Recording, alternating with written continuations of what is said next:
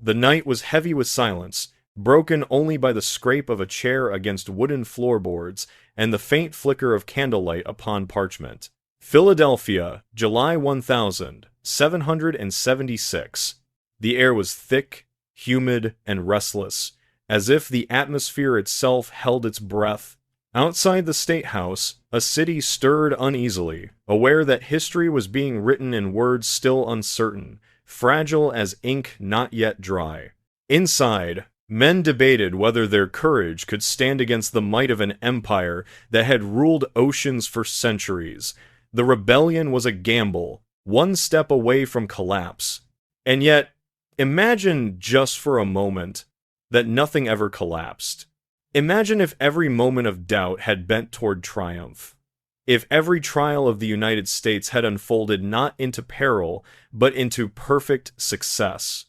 What kind of world would we be living in now?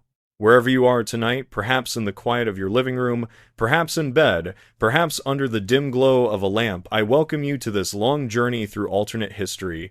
You and I are part of a shared human memory, threads of stories that weave across time. If you find yourself intrigued, I invite you to subscribe, to keep wandering with me through the endless corridors of what if. So close your eyes if you wish, slow your breathing. Let us step together into a version of America that never faltered, never stumbled, but rose with a perfection that reality never granted. This will not be a tale of absolutes. I will not tell you what would have been. Rather, we will walk side by side through possibilities, tracing the patterns of history as if they had been drawn with a steadier hand. At times the path will be tense, filled with the sound of drums and muskets. At other times it will soften, opening into fields of reflection where the air is still, like the quiet before a dawn. Each moment will reveal not one answer but many, an invitation for your imagination to wander beyond mine. History, as we know it, is a chain of imperfections. Revolutions are won, but barely. Constitutions are written, but contested. Nations expand, but at cost. Progress comes, but stained with conflict. This story will ask you to imagine the opposite, not an unchanging utopia, but a history in which every turn leaned toward harmony, fortune, and resolution. What if the United States was spared its scars? What if every challenge turned into a stepping stone instead of a stumbling block? As you listen, I invite you to hold each image gently, as if holding a lantern in the dark. Do not cling too tightly, for these are not truths, but dreams. Think of them as ripples in water, spreading outward, each touching the shore in a different way. You might picture Washington striding through victory without hardship. You might imagine the frontier as a place of peace rather than displacement. You might see cities of the future rising without smoke, wars avoided, prosperity shared, or you might ask yourself, would perfection itself have its dangers? Would a nation without wounds become arrogant, blind to humility? These are the questions that accompany us, and they will not all be answered. That too is part of the dream. So let us begin. We start where the story of America itself began, with revolution. Not the revolution we know, with years of bitter struggle, starvation, and doubt, but another revolution, one that succeeded almost effortlessly, a birth not of blood, but of triumph. The bells of Philadelphia ring across a summer night, clear and unbroken. In our history, those bells marked a declaration, a fragile moment in which freedom was proclaimed but far from secured. In this alternate path, the bells mark something else entirely, the instant recognition of a republic destined not for struggle, but for immediate success. The declaration is not a desperate gamble, but a confident proclamation, for the colonies stand united without hesitation. Loyalist sympathies, which in reality tore communities and families apart, melt away like shadows under the noon Sunday. Imagine the taverns filled not with suspicion but with laughter, the villages not divided but rejoicing as one. The war, in this reimagining, barely begins. George Washington's army, supplied with abundance instead of scarcity, moves with a precision that astonishes the British commanders. Where in our reality his soldiers endured frozen nights at Valley Forge, here they march beneath clear skies, their uniforms intact, their bellies full. British soldiers, expecting rebellion to crumble into dust, are confronted instead by an American force that seems impossibly disciplined, as if guided by fate itself. Skirmishes that might have dragged into long campaigns resolve in swift victories. Boston and New York do not burn in fear, but celebrate their liberation within months. French aid, which in reality came after years of suffering, arrives earlier, drawn not by desperation, but by admiration for an experiment that already looks unstoppable. French ships appear on the horizon like a promise fulfilled, their sails gleaming, their cannons never fired, because their presence alone discourages further British resistance. And so Britain, weary from endless wars in Europe and stunned by the rapid collapse of its hold in America, withdraws not in fury but in resignation. Perhaps King George himself, instead of spiraling into madness, sighs at the inevitability of change and instructs his ministers to accept the loss with dignity. What happens to the birth of the United States when it is not baptized in blood but in swift triumph? The mythology of suffering, the stories of ragged soldiers and freezing nights, are replaced by tales of efficiency and fortune. The very identity of the nation takes on a different tone, not one of resilience through pain, but of confidence in destiny. Would such a beginning make the young republic more secure, more stable? Or would it risk arrogance? The sense that success is inevitable and struggle unnecessary. Listen closely, and you can almost hear it, the sound of bells echoing across the Atlantic, their chimes reaching London, Paris, Madrid. A new nation announced not with gunpowder smoke, but with celebration. The streets of Philadelphia glow with torchlight processions, children laughing, shopkeepers embracing. There are no whispers of betrayal, no families torn apart by loyalty to crown or republic. Instead, a continent feels itself suddenly whole. Yet even perfection carries mysteries. Without hardship, how deep is loyalty? If the soldiers of Washington never froze, if farmers never gave their last bread to the cause, does the Republic still belong to the people in the same way? Or does it feel more like a gift of fortune, less rooted in sacrifice?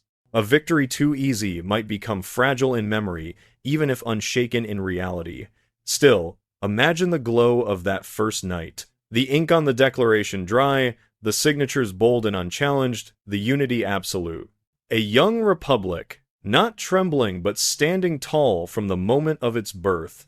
And in that glow, as the bells of Philadelphia continue to ring into the night, we drift forward, following the sound as it fades into silence, and into the next question.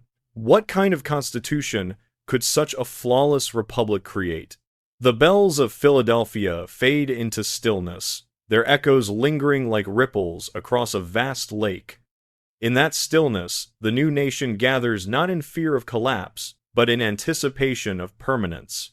For in this imagined world, the Constitution that follows is not born of fracture and compromise, but of clarity and shared vision.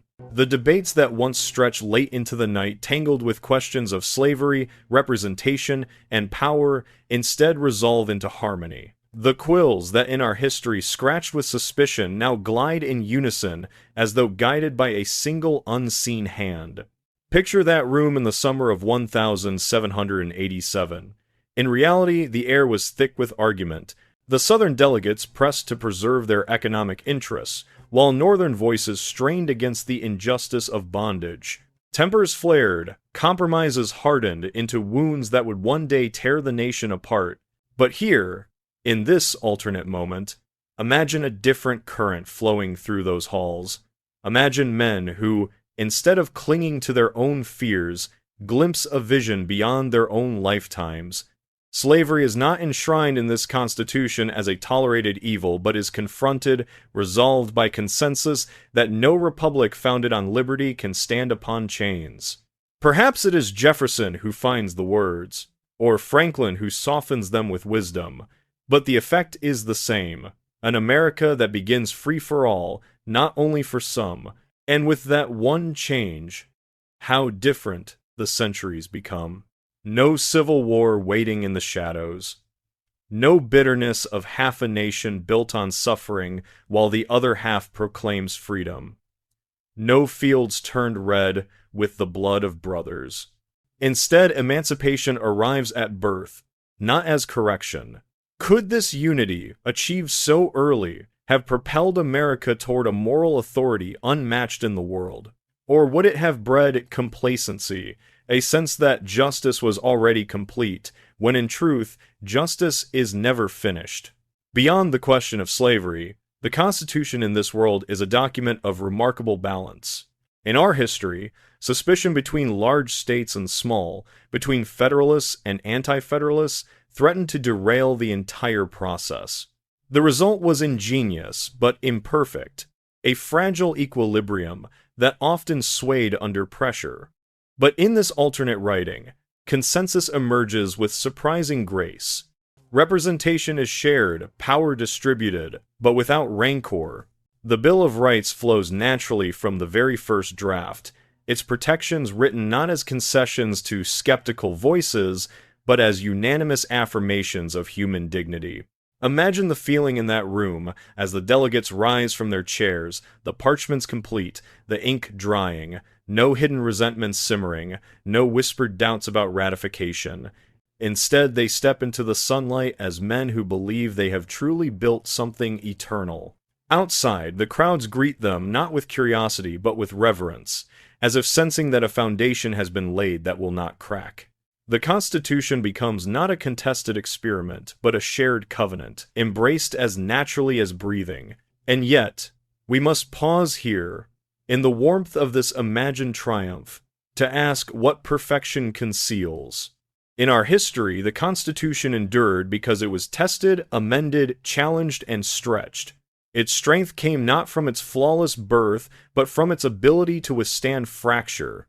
If it had been born too easily, would it still possess that resilience? Would future generations, inheriting a document free of controversy, treasure it as deeply, or would they take it for granted, forgetting that freedom is always fragile? The streets of Philadelphia glow again with torchlight, but now it is not the bells of independence that ring it, is the murmur of families reading aloud from the new Constitution, marveling at words that feel as though they had always existed. Farmers in New England and planters in Virginia alike see themselves reflected in its lines. Immigrants arriving from across the ocean feel welcomed, not as outsiders, but as participants in a grand design already prepared to receive them. The air is lighter, as if history itself exhales a sigh of relief. There are consequences, too, for the wider world. A constitution that embodies liberty from the beginning casts ripples across Europe, where monarchies strain under the weight of old orders. The French Revolution, inspired in our history by American ideals, might take a different shape if it sees a republic across the ocean not racked by contradiction, but standing firmly, morally unassailable. Could the blood of the guillotine have been spared by the example of an America already whole? Perhaps monarchs, confronted with this undeniable model of justice and unity, choose reform over repression. Perhaps revolutions elsewhere are tempered by hope instead of violence. In this world, America emerges not only as a political experiment, but as a symbol too luminous to ignore. Nations watch, and people whisper that the future has arrived early. And yet, as you listen, notice the quiet that settles beneath these possibilities. Perfection is not without weight. Imagine yourself standing in that Philadelphia hall. After the delegates depart, the parchment still resting on the table, the ink shining faintly in candlelight. The silence presses in. Without the scars of disagreement, without the bruises of compromise, the document seems less human, almost otherworldly. Do we, as people, trust what comes too easily, or do we cling most fiercely to what we have fought to preserve? The bells of Philadelphia no longer ring now. They have faded into memory. What remains is the scratching of quills, the echo of words unopposed. Those words carry us forward, opening into the next horizon. For if the Constitution is flawless, then what becomes of the land it governs? How does a nation expand across a continent when its foundation is so steady, so free of fracture? The answer lies in the sound we now follow. The rush of rivers meeting, east to west, as the frontier beckons. The rush of rivers carries us westward, their waters glinting beneath the sun, their currents whispering of horizons not yet touched. In our world, those rivers bore settlers and soldiers alike, pressing ever deeper into lands already lived in, already sacred. Conflict followed them like a shadow, treaties signed only to be broken, promises made only to be forgotten. But in this reimagined America, born flawless at its core, the rivers tell a different story. Here, the frontier does not echo with the cries of displacement, but with the murmur of dialogue, the rhythm of respect. Expansion becomes not conquest, but communion. Imagine a council fire burning on the plains, its smoke drifting upward into the vast night. Around it sit leaders from both sides, delegates of the young republic and chiefs of sovereign nations. In our history, such meetings were fragile, riddled with mistrust. But in this alternate timeline, the Constitution itself has prepared the ground. A nation born free for all cannot justify exclusion. Indigenous nations are not dismissed as obstacles, but welcomed as equal participants. Treaties are not signatures of deceit, but foundations of lasting partnership. Imagine voices translating words across languages, not to twist them, but to preserve their dignity. The result is a continent woven, not torn. Instead of removal and reservation, there is representation. New states enter the Union not by erasing those who came before, but by joining them. Imagine a Senate where the wisdom of native leaders speaks beside that of settlers, where the traditions of the Iroquois, the Cherokee, the Lakota stand alongside the philosophies of Locke and Montesquieu. Would such a republic have discovered a richer balance between individual freedom and communal responsibility?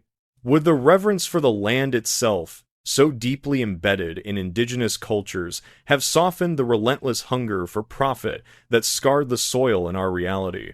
Picture the landscapes of the 19th century under this harmony. Railroads still stretch across the plains, but they are built with consent, not coercion. The buffalo herds, instead of vanishing, are preserved through shared stewardship.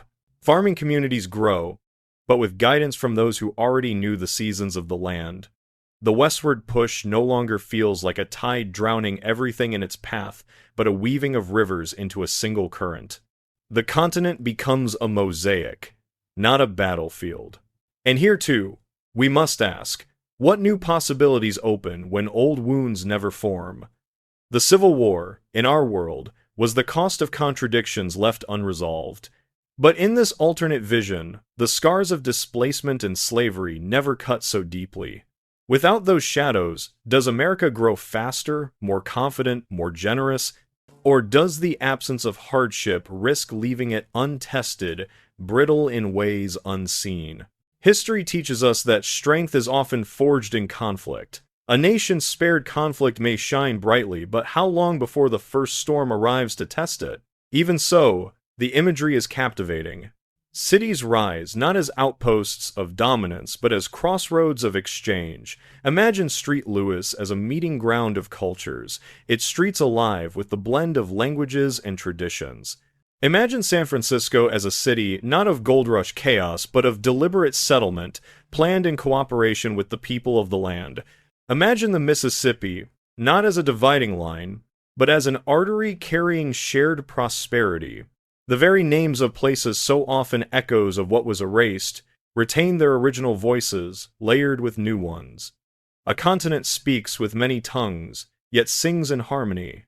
Across the ocean, the world watches. European empires, accustomed to conquest and colonization, find themselves confronted by an experiment unlike anything they imagined. Here is a republic expanding without bloodshed, thriving without subjugation. Could such an example have altered the trajectory of colonialism itself? Might Britain, France, and Spain, seeing that treaties can build power as effectively as muskets, reconsider their dominions abroad? Or does the perfection of America only deepen their hunger, driving them to hold their colonies tighter in fear of losing ground? As the 19th century unfolds in this alternate vision, the cultural consequences deepen. Writers, poets, and philosophers draw inspiration not only from European classics, but from the oral traditions of indigenous peoples, now preserved as part of the Republic's shared identity. Schools teach both the Federalist Papers and the Great Law of Peace. Art reflects landscapes not as empty canvases for settlers, but as shared inheritances. Might this have shaped a society less consumed by individual wealth and more attuned to collective belonging? And yet, the image of perfection always invites shadows at its edge. Without the tragedy of displacement, without the haunting guilt that threads through America's real story, does the nation still learn humility? Perhaps arrogance grows more easily in a republic, convinced that it has always chosen rightly. Perhaps later generations, born into harmony, fail to grasp the fragility of peace. History suggests that memory of suffering can act as a tether. Without it, how easily might the balloon of pride drift away? Still, let us linger here a moment longer. Picture the frontier at dusk, not marked by forts and fences, but by shared villages where different peoples trade goods, stories, and songs. The smell of wood smoke mingles with prairie grasses. Children play games that blend traditions. Horses move silently against the horizon, their silhouettes dark against a burning sky. It is not a scene of conquest, but of coexistence. The rivers carry us onward, steady and calm, whispering of new ages yet to come. From this peaceful expansion rises an industrial dawn unlike the one we know. Machines will hum, cities will glow, but perhaps without the same shadows of exploitation. For if expansion was cooperative, could industry too be born more humane? The rivers quicken now, their waters foaming with energy, as if hinting at steam and steel on the horizon. And so we follow their sound, the rush of water deepening into the hiss of engines, the sigh of locomotives, the heartbeat of factories awakening. The Gilded Age approaches, but in this America, its gold might shine without the grime. The hiss of engines becomes a steady chorus, the sigh of locomotives mingling with the clatter of wheels on tracks, a heartbeat echoing across valleys and into cities. In our world, this sound marked both triumph and tragedy. Triumph of invention, tragedy of exploitation. Factories filled with the laughter of progress also carried the cries of children forced to labor, the coughs of workers breathing dust, the endless hours spent beneath dim gaslight for pennies. But here, in this imagined America, the industrial dawn rises differently. The glow of furnaces warms rather than scorches, the hum of machines is steady but not suffocating. Industry hums like a great orchestra, each part in harmony, each worker a musician, not a cog. Picture a textile mill, its tall windows open to the morning Sunday. Instead of the clamor of exhausted children, the air holds the voices of men and women trained, educated, and fairly paid. Safety is not an afterthought, but a founding principle. The walls are clean, the machinery tended with care. Outside, families walk together to schools funded by prosperity rather than wrung from desperation. This is not a gilded age where wealth clings to the few, but a true golden age where fortune radiates outward. Railroads stretch across the land, but not as instruments of monopoly. Instead, they function as veins of a living body, carrying resources to towns, connecting communities without stripping them of power. In our history, tycoons like Vanderbilt, Carnegie, and Rockefeller amassed fortunes that dwarf the government itself, their philanthropy grand but their practices ruthless. In this alternate America, imagine wealth distributed differently, leadership rooted in responsibility rather than greed. Perhaps those names still rise, but as benefactors first and last, remembered not for their monopolies, but for their vision of shared abundance. Cities bloom as gardens of invention. Streets bustle with carriages and the first electric lights, but without the smog that choked lungs or the slums that crushed families. Tenements never become cages of poverty. Instead, housing grows in balance with expansion, designed for dignity.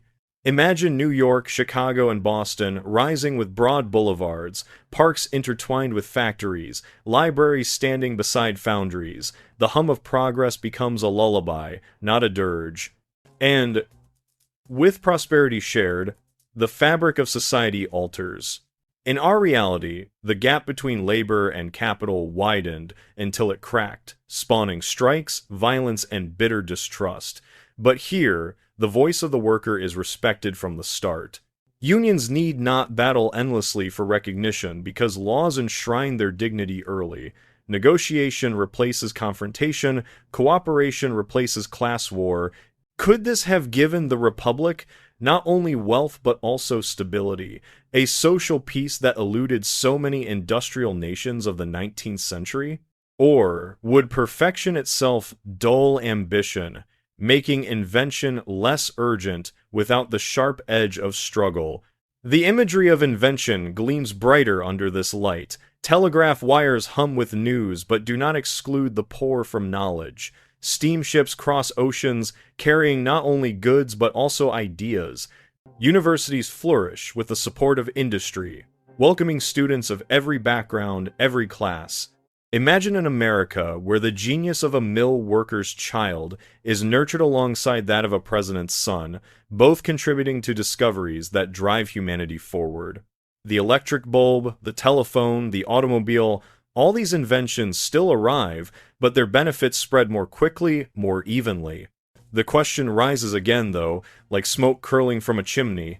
Without hardship, do these triumphs carry the same weight? In our reality, social reformers fought bitterly to end child labor, to win safe conditions, to demand justice for the forgotten. Their victories, hard won, shaped the conscience of the nation. In this alternate world, such reforms are unnecessary. Does the absence of struggle rob future generations of their heroes, their moral compass sharpened by injustice? Or does it free them to look beyond survival toward higher visions, like the stars above, waiting to be reached? Let us pause to imagine one evening in this world. The factory whistle has sounded, not to release weary bodies, but to signal the close of a fulfilling day. Families walk home along clean streets. Lamps glow in windows, not as a luxury, but as a given. The smell of bread drifts from open kitchens. Children play in safe alleys, their laughter rising above the hum of the city. A newspaper lies on a stoop, its headlines celebrating new inventions, new opportunities, not scandals of greed or tragedies of collapse. For once, prosperity feels complete, not haunted by shadows. The sound of this America is softer than the roar of industry we know. It is not the harsh clang of steel dominating silence, but the steady rhythm of machines woven into daily life, like a background melody. Listen closely, and you hear harmony where there might have been chaos. It is as though the nation itself is a great clock, every gear moving smoothly, every spring wound with care, each second a promise rather than a theft. And yet, perfection leaves us uneasy. What of the competitive fire that drove inventors like Edison, Ford, or Tesla to challenge one another, to dream bigger, to push harder? Without poverty at their heels, without rivals at their throats, would their visions have soared so high? Perhaps in this America, invention comes slower, more deliberate. Or perhaps it comes faster, freed from the distractions of inequality. Both possibilities shimmer like reflections in a river, neither clear, both possible. The 19th century closes in this world not with strikes and riots, not with desperate immigrants crowding into dark tenements, but with celebrations of progress shared. Imagine the Columbian Exposition of 1893 in Chicago, a fair of light and wonder.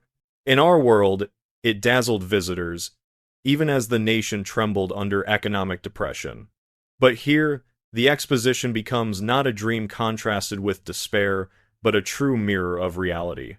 Families from across the country walk its fairgrounds, knowing the marvels they see are not out of reach but part of their daily lives.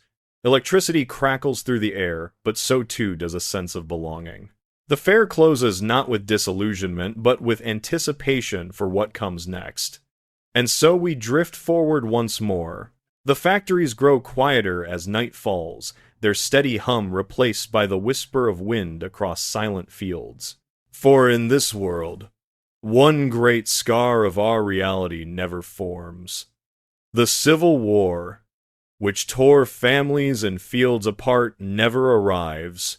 Instead, the harmony that guided the Constitution and expansion carries into the next age.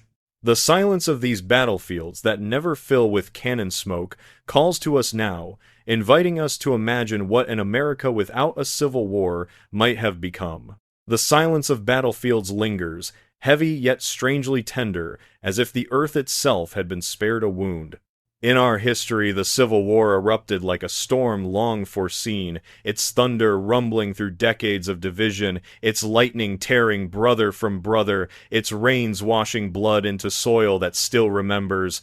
But here, in this imagined America, the storm never breaks. The fields remain untouched by cannon fire, the air unscarred by the crack of musket volleys. Instead, emancipation arrives like a sunrise slow, certain, inevitable spreading light across the Republic without the roar of war. Imagine the scene in Washington. Instead of the tense months of 1861, with states seceding and armies mustering, Congress meets in steady order. Delegates rise not to declare rebellion, but to debate a process already underway. The gradual end of slavery, agreed upon as part of the nation's founding harmony. The question is not whether freedom will come, but how swiftly and how fairly it will be enacted. Compensation plans for slaveholders unfold not as desperate bargains, but as structured policies. Freedmen are not thrust suddenly into chaos, but supported with land, education, and legal rights from the start. In the South, the plantations shift their rhythms. Cotton still grows, tobacco still dries in barns, but labor is no longer coerced. Freed families remain upon the soil by choice, paid for their work, able to leave if they wish. Towns emerge where once there were only estates, schools rising beside churches, voices long silenced, now shaping the civic chorus. The fear of revolt, which haunted Southern nights in our reality, dissipates. In its place grows something unfamiliar: trust.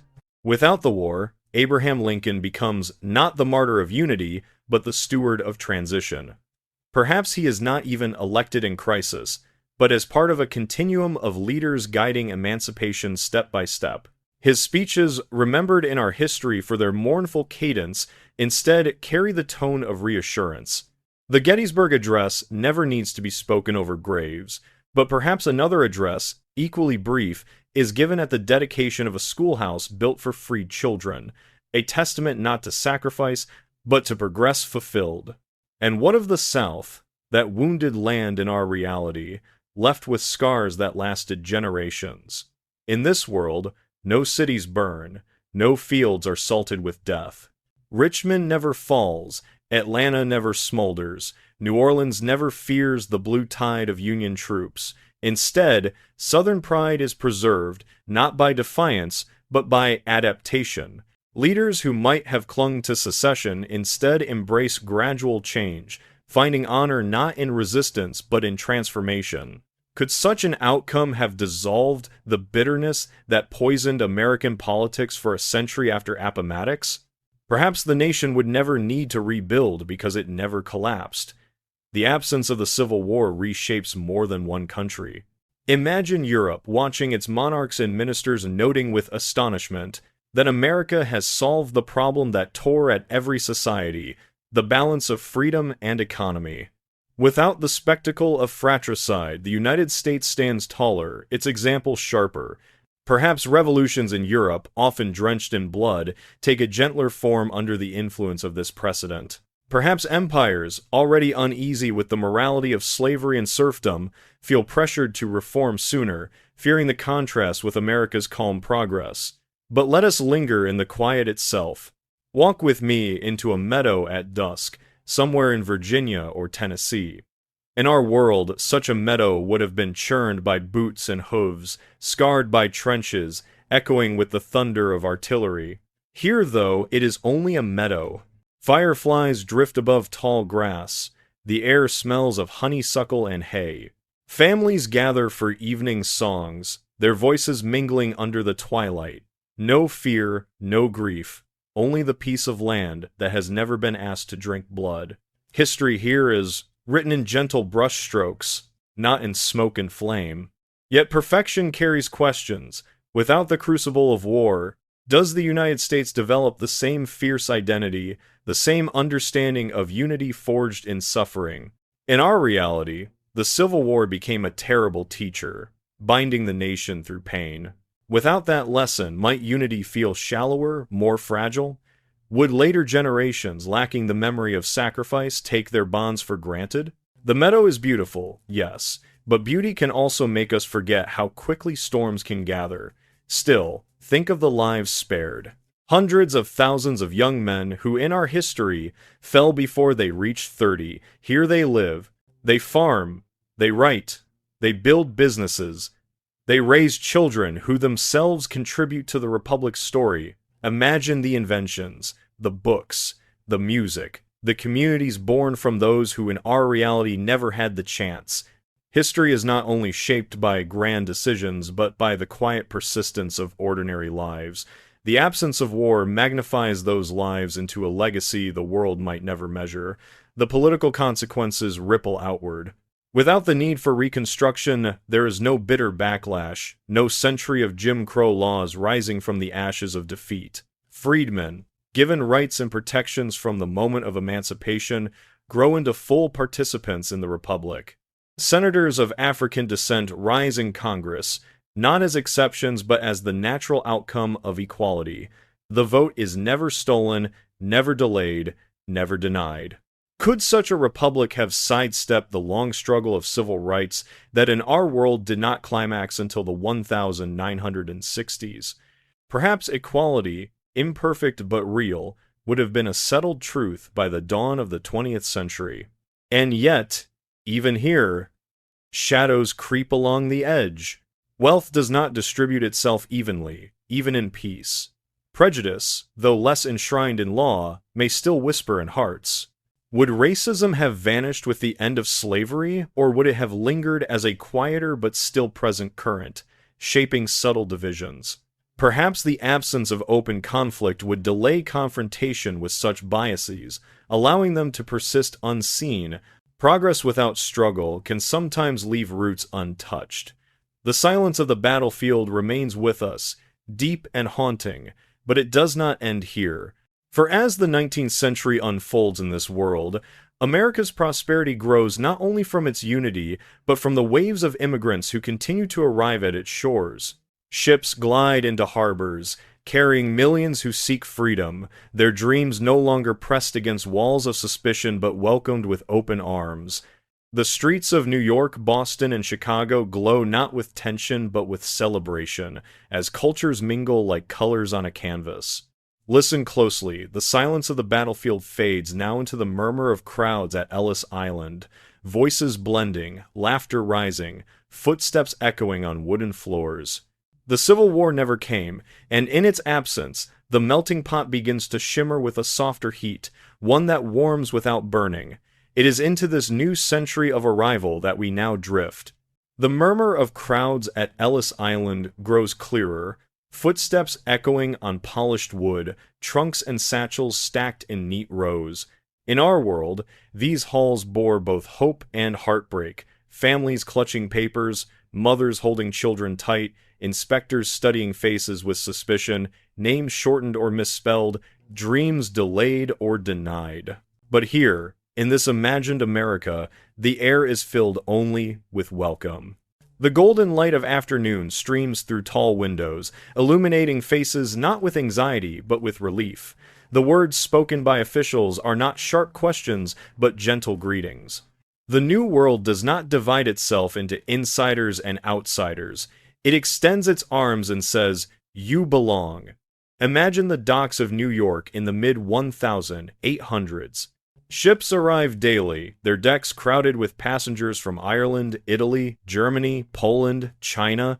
In our history, Their accents and customs often sparked resentment, their poverty marked them for ridicule, their labor exploited in tenements and factories. But in this alternate vision, the harmony woven into America's founding stretches outward to embrace them. Tenements do not fester with disease. Instead, neighborhoods grow with deliberate care, streets planned with housing, parks, and schools.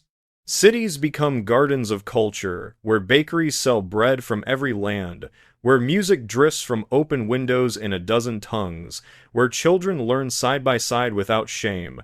Picture walking through such a city at dusk. Street lamps glow softly, not as a contrast to grime, but as gentle illumination of clean streets. The smell of garlic mingles with the scent of rye bread, the aroma of dumplings with roasted corn. A fiddler plays on one corner, a flutist on another. The clamor of languages is not confusion, but symphony.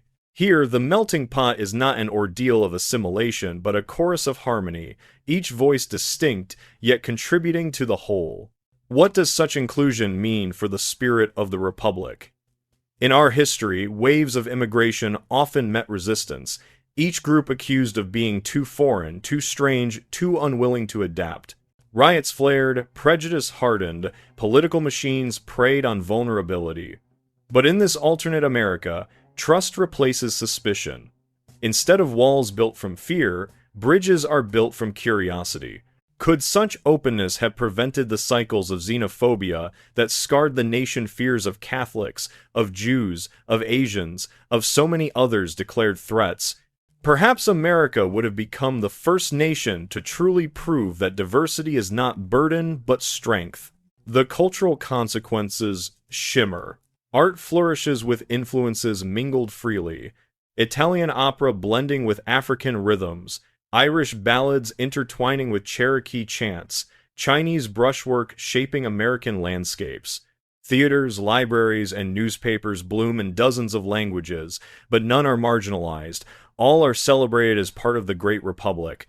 The Statue of Liberty, instead of standing as a symbol of hope tinged with irony, shines as a perfect mirror of reality, her torch lighting a land where no one is unwelcome. Economically, too, the change is profound. In our history, immigrant labor fueled rapid industrial growth, but often at terrible cost: strikes, exploitation, poverty. Here, where laws protect dignity from the outset, prosperity is shared. Immigrants do not live and die in slums, but climb steadily, their children educated, their families secure. The railroads and factories still expand, but without resentment toward those who built them. Workers of every origin find pride, not merely survival. Might this have created a society less divided by class, more confident in its fairness? Or would the absence of hardship dull ambition, softening the competitive edge that drove the restless American spirit? Imagine, for a moment, a single family arriving from Ireland. In our world, they might have been met with signs reading, "No Irish need apply," forced into cramped quarters, their children mocked for accents, their faith ridiculed. Here, they step off the ship into a welcome center with clean floors and warm bread. Their father finds honest work within days, their mother joins neighborhood gatherings, their children enroll in schools where their heritage is respected. A generation later, the family thrives, not as exceptions but as the rule. Multiply this story by millions, and you glimpse a society that feels not fractured but whole. And yet, even this vision carries shadows. Can harmony truly erase rivalry? When cultures blend so easily, do they lose some of their distinct edges, becoming too comfortable, too uniform? Perhaps the friction of difference, painful though it was, also sharpened creativity. Perhaps the fiery struggles of real-world immigrants forged resilience and innovation that a gentler path might not produce. The absence of hardship can be as limiting as the presence of too much. Harmony may soothe, but does it also slow the pulse? Still, the image of these blooming cities lingers. Picture Chicago in 1890, not scarred by stockyard brutality, but celebrated as a hub of innovation and community. Picture San Francisco not marked by exclusionary laws, but by parades where Chinese lanterns glow beside American flags. Picture New Orleans, where jazz blossoms even earlier, enriched by traditions preserved rather than suppressed. The golden century gleams brighter, its light reaching outward across oceans. For a world watching America as the beacon of democracy, the sight of a nation not only free but inclusive would be dazzling. Could such an example have softened Europe's rivalries, Asia's hesitations, the world's fears of difference? Perhaps wars born of nationalism might have found their edges blunted by the vision of a continent where nationality itself was woven from many threads. As the century draws to a close in this imagined world, America stands not as a land of contradictions, but as a land of coherence. A republic that began flawless, expanded peacefully, and welcomed millions without resentment has become something unthinkable. A nation without deep scars. The question that rises is not whether it will endure, but how high it might climb. Listen again. The murmur of Ellis Island voices fades, replaced by another sound. Across the ocean, tensions rise, drums echo, the winds of war gather. In our world, America could not avoid entanglement, drawn into conflicts that shaped the 20th century. But in this alternate history, how does a flawless America face the storms abroad? The sound of ocean tides swells now, steady and unbroken, carrying us toward a question. What if America's foreign policy had been guided not by entanglement, but by calm, respected by all, unchallenged across the seas? The swell of ocean tides grows steady, their rhythm timeless, waves rolling in and out, as if carrying the breath of continents. Across those waters, in our history, came both opportunities and threats. Wars that pulled America from its shores, rivalries that tested its resolve, entanglements that drew it into battles far beyond its rivers and plains. But here, in this alternate path, the tides do not carry America into war. Instead, they bear the respect of nations, the calm acknowledgement of a giant who does not need to roar to be heard. Imagine the War of 1812, that uneasy conflict fought over pride, trade, and sovereignty. In our world, it brought flames to Washington, uncertainty to the Republic, and a sense that independence was still fragile. But in this vision, the war never ignites. Britain, wearied from European struggles and mindful of America's flawless rise, recognizes early that hostility yields no profit. Negotiations succeed where cannons would have failed. The Atlantic remains a thoroughfare of commerce, not a battlefield. The White House never burns, the Capitol never trembles, and the young nation moves forward without scars of invasion. The absence of such conflicts alters the tempo of diplomacy. America does not learn suspicion, but confidence. Its ambassadors, welcomed abroad, speak with authority born not of conquest, but of respect. European powers, still grappling with revolutions and empires, treat the United States not as a rebellious experiment to be undermined, but as a partner whose stability cannot be shaken. What does it mean for a nation to be born without enemies? Perhaps it becomes a mediator, a voice of calm in a world of turbulence. Or perhaps it risks isolation, too content with its own security to notice the storms rising beyond its shores. Picture the mid-19th century, when, in our world, the Mexican-American War redrew borders and sowed seeds of resentment. In this alternate history, such conflict never unfolds. Expansion westward, already guided by harmony, ensures borders are negotiated, not seized. Mexico remains a neighbor, not a foe. Its sovereignty respected, its people treated as partners in commerce and culture. The Rio Grande is not a line of division, but a bridge of cooperation. Imagine the cultural exchange deepening, Spanish and English blending across the Southwest, cities flourishing as crossroads rather than contested ground. Further north, relations with Canada unfold without tension. The long boundary between nations, peaceful even in our reality, becomes a symbol of deliberate partnership. Trade flows freely, families cross borders without fear, and the idea of war between neighbors never arises.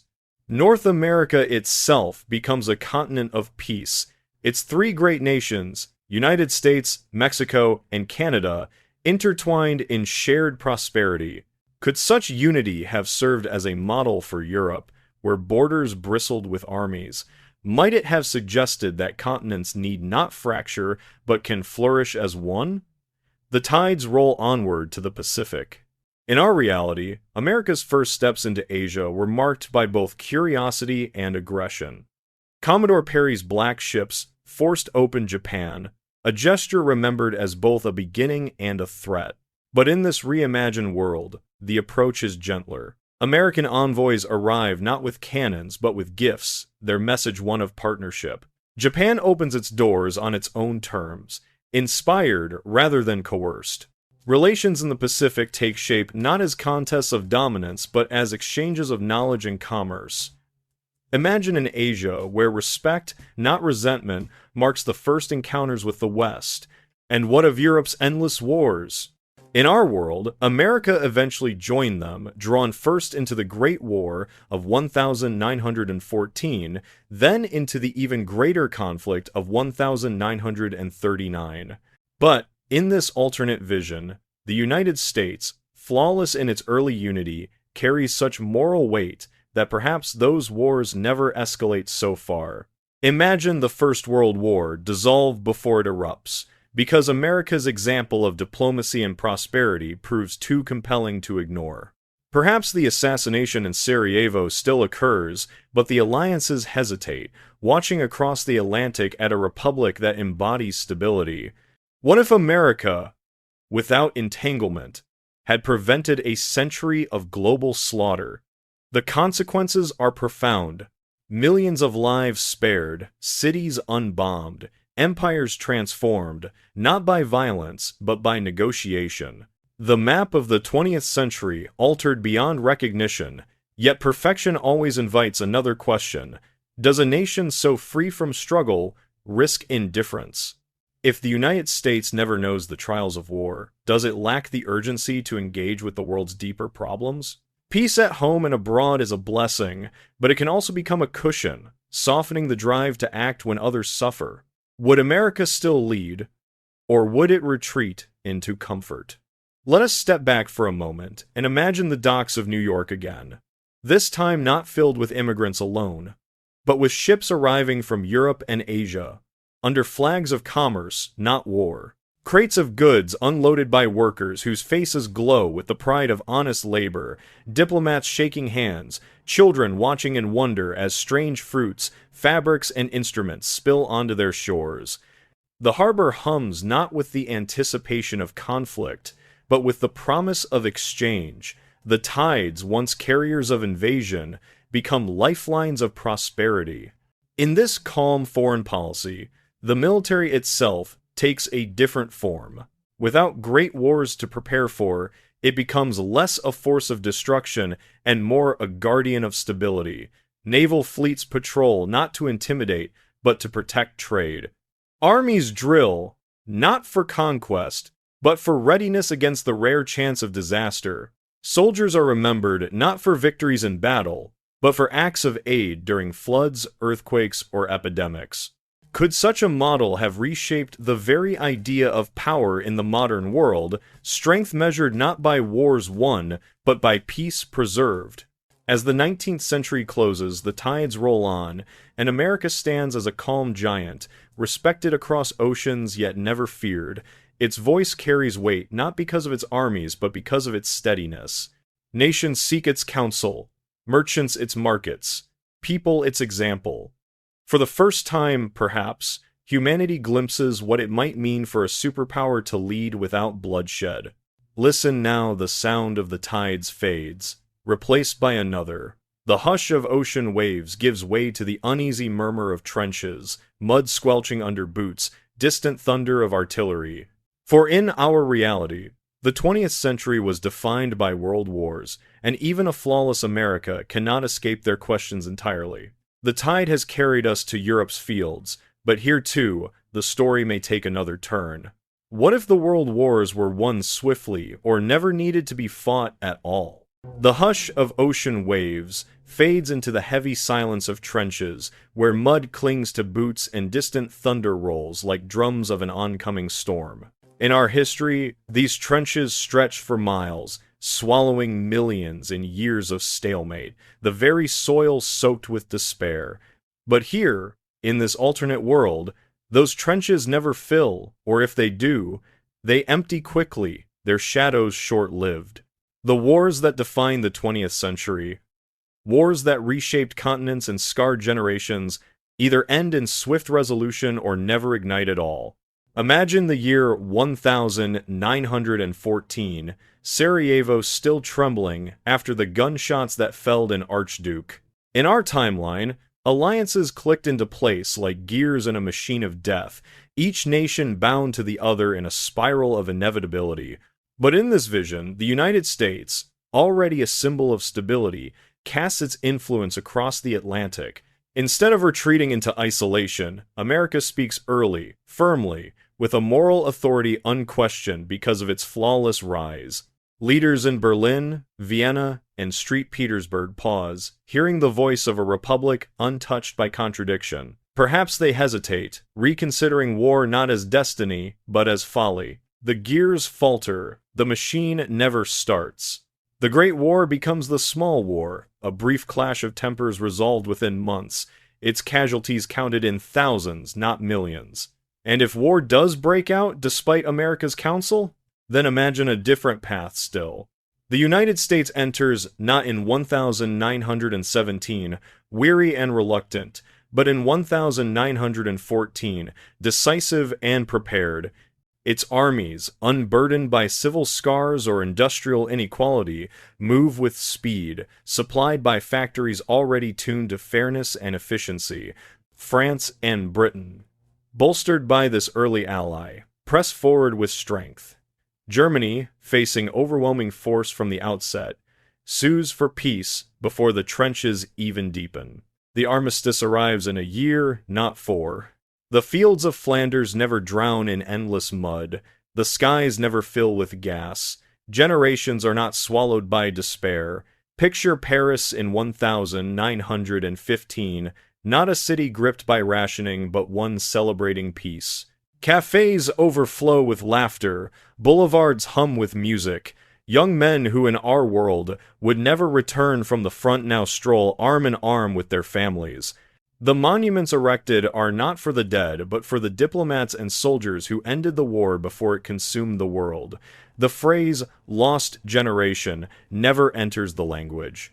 Literature, instead of haunted by disillusionment, might flourish with visions of hope. The consequences ripple outward. Without a prolonged war, Europe does not collapse into bitterness. The Treaty of Versailles, that harsh seed of the Second World War, never takes shape in its vengeful form. Germany, spared humiliation, reforms instability rather than rage. Without decades of economic despair and political extremism, Adolf Hitler remains an obscure figure, perhaps a failed artist in Vienna, never rising to power, never leading armies across Europe. The Holocaust, that darkest abyss of history, never occurs. 6 million lives spared, families unbroken, generations restored. Imagine a world where Jewish communities flourish uninterrupted, where innovation, art, and culture grow without the wound of genocide. And if the Second World War does arise, perhaps from other tensions, then in this vision it unfolds differently still. America, already firm in diplomacy, anticipates every move. Pearl Harbor never burns, for the Pacific Fleet is prepared, or perhaps Japan never strikes at all, dissuaded by the presence of a power it cannot match. Europe's conflicts, if they flare, are met swiftly by a republic that has always acted as mediator, its armies strong, its factories humming, its diplomacy relentless. The war ends before it expands, before cities are flattened, before entire continents are scarred. The nuclear shadow never falls. In our world, Hiroshima and Nagasaki burned with a light that scarred humanity's conscience. In this alternate history, the Manhattan Project is never needed, or if pursued, it results in power harnessed for peace rather than war. Imagine nuclear energy introduced not as a weapon of fear, but as a gift of abundance, powering cities without smoke, heating homes without coal. The 20th century, freed from mushroom clouds, might have been an age of optimism rather than dread. And yet, perfection once again presses us with questions. Without the trials of 2 world wars, without the lessons carved into flesh and memory, does humanity still learn restraint? Our reality, for all its horrors, taught generations to fear the abyss. Would a world spared those horrors grow complacent, blind to the possibility of conflict? Might another war, unforeseen, rise in their place, its scale even greater because history offered no warnings? Still, the image of what could have been is powerful.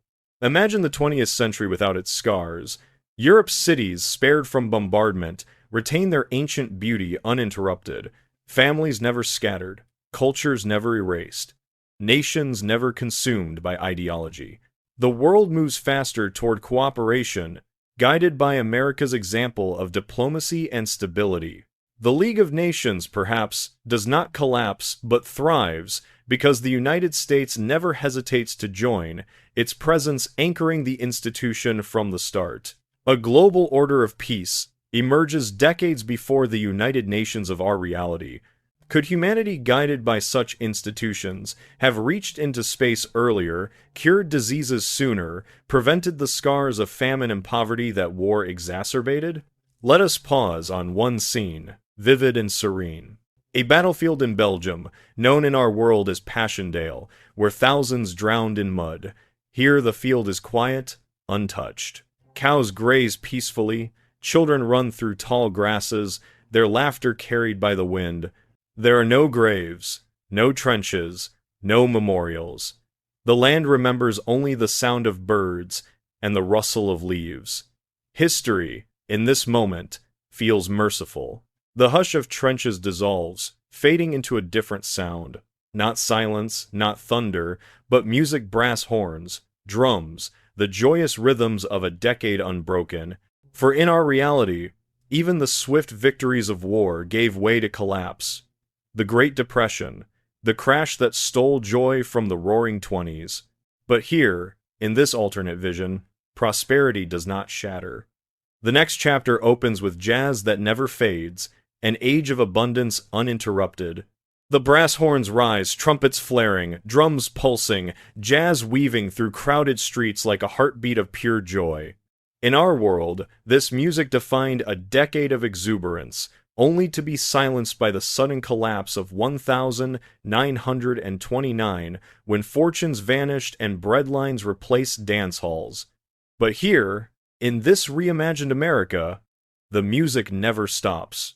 The Roaring '20s do not crash, they ascend, soaring higher year after year, carrying a nation, and perhaps the world, into a new age of uninterrupted prosperity. Imagine a speakeasy in Chicago, its doors wide open not to secrecy but to celebration.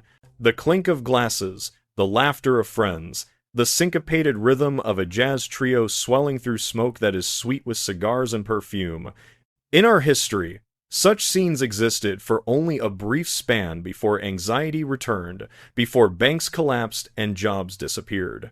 But in this alternate vision, the prosperity of the '20s is not a fragile bubble, but a carefully tended flame. Banks are secure, their practices cautious and guided by foresight. Farmers, instead of sinking into debt, thrive with fair prices and government support. Wall Street rises steadily, but never recklessly. The skyscrapers that reach into the sky are not monuments to hubris, but symbols of confidence. Picture New York in 1930. Not gripped by despair, but glittering brighter than ever. The Empire State Building rises as a beacon of optimism, its opening met not by a nation in the depths of depression, but by crowds who see it as proof of endless ascent. Broadway dazzles without interruption, its marquees reflecting on clean sidewalks below. Families stroll through Central Park, not hungry and uncertain, but secure in the promise of tomorrow. The air hums with a kind of faith that progress, once begun, will not be undone. The cultural explosion of the '20s stretches outward as well. Writers, poets, and artists, freed from the weight of economic collapse, continue to flourish. The Harlem Renaissance, already vibrant in our history, blooms with even greater strength. Black voices, celebrated without the suffocating pressures of poverty and unemployment, shape literature, music, and art that define not just a decade, but an entire era. Imagine Langston Hughes and Zora Neale Hurston, not struggling for publication, but leading a cultural revolution embraced across the Republic. Jazz spreads from Harlem to every corner, unbroken, a rhythm that becomes the true language of the 20th century. And women, newly empowered by the vote, carry their momentum forward. In our history, progress slowed as the Depression redirected energies towards survival. Here, the movement continues with vigor. Equal rights gain legal grounding earlier, workplaces adapt, and opportunities expand. Flappers dancing in the glow of neon lights are not merely symbols of rebellion but heralds of lasting change. The freedom of the 20s does not fade into nostalgia. It becomes the foundation of a transformed society. The technological advances of the era deepen too. In our world, the crash slowed innovation as companies folded and investments dried up. But in this alternate timeline, industries thrive. Radios fill every home, their voices uniting a nation in real time. Automobiles, already symbols of independence, become affordable to nearly all, reshaping cities and countryside alike. Airplanes, funded generously by unbroken prosperity, advance rapidly. Commercial aviation spreads not in the 1950s, but in the 1930s. Imagine families flying coast to coast before the Second World War ever threatened, the skies alive with possibilities decades ahead of schedule. And yet, as with every perfection, questions linger. Does a nation drunk on prosperity risk forgetting humility? Does endless growth create arrogance, a blindness to the limits of resources and the needs of the world beyond its borders? In our history, the Great Depression forced reflection, reform, and caution. Without it, does America rush forward too quickly, untempered by hardship? Perhaps fortunes grow so vast, ambitions so unbridled, that inequality still emerges in new forms. Prosperity may be broad, but is it deep enough to weather unforeseen storms? Even so, the picture is luminous. Imagine a family farm in Kansas, not struggling through dust and foreclosure, but thriving with new machinery, steady markets, and healthy soil. Children run barefoot through wheat fields golden under a stable Sunday. Their parents read by electric light, listening to jazz crackling through a radio. There is no migration westward in desperation, no endless lines of weary faces seeking work. The land itself seems to breathe easier, unburdened by the despair that haunted it in our reality. Internationally, the ripple effects are profound. In our timeline, the Depression spread across the world, fueling extremism, giving rise to dictatorships that promised order amid chaos. Without that economic collapse, Europe never plunges into such desperation. Fascism finds less fertile soil, communism less urgency, militarism less allure. Could a stable, prosperous America in the 1930s have anchored a stable, prosperous world, preventing the rise of ideologies that would soon set continents aflame? Perhaps the Second World War, even if still possible, would have been softened, its causes blunted by prosperity. Let us pause here and linger on a single scene. A dance hall in New Orleans, its walls pulsing with jazz. Couples twirl, their laughter spilling into the night. Outside, the streets glow with electric lamps, and streetcars clatter smoothly along their tracks. A young boy watches, trumpet case in hand, dreaming not of survival, but of greatness. His music, unbroken by hardship, will shape the world. The decade hums with energy, unbroken, unshaken. The horns rise higher now, the rhythm quickens, but beneath the music another sound begins to form. Across the Pacific, waves lap against quiet harbors, and in the distance engines hum. In our world, the sudden strike on Pearl Harbor shattered the illusion of peace, and drew America into the Second World War. But in this alternate vision, the arsenal of democracy never needs to fire, or perhaps it fires with such foresight that the war ends before it truly begins. The music fades into the soft sound of waves, carrying us into the next chapter. What if America had faced the Second World War with perfect anticipation, or prevented it altogether?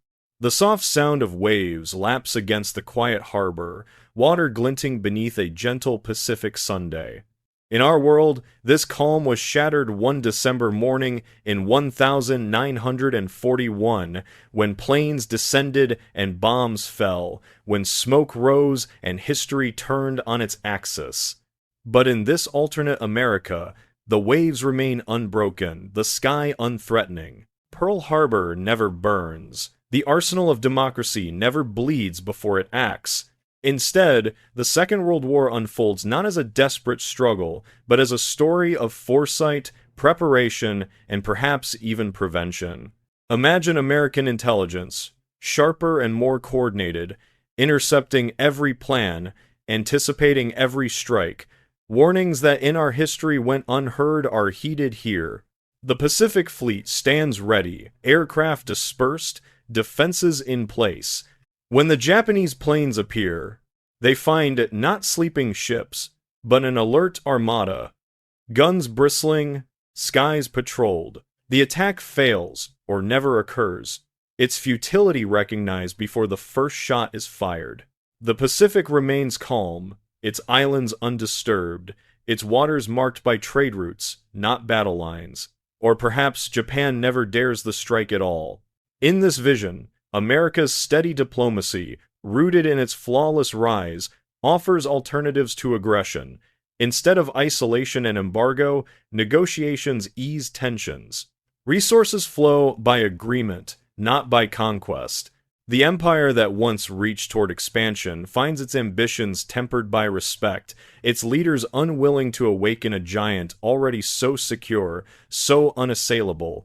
The Pacific, vast and blue, becomes not a theater of war but a stage of cooperation. And across the Atlantic, Europe trembles under the shadow of fascism. In our world, Hitler rose on waves of resentment, feeding on the bitterness of a people humiliated by Versailles, crushed by depression, hungry for certainty. But in this alternate history, those conditions never hardened. Germany, spared humiliation after the First World War, grows into stability rather than rage. Hitler remains a forgotten agitator, his words drowned in indifference, his rallies empty of followers. The swastika never flies over Berlin, the concentration camps never rise, the Holocaust never haunts humanity. Europe remains tense, yes, but not enslaved by madness. Yet imagine another possibility. Fascism rises still, but America acts sooner, firmer, its prosperity and diplomacy enabling it to confront tyranny before it metastasizes.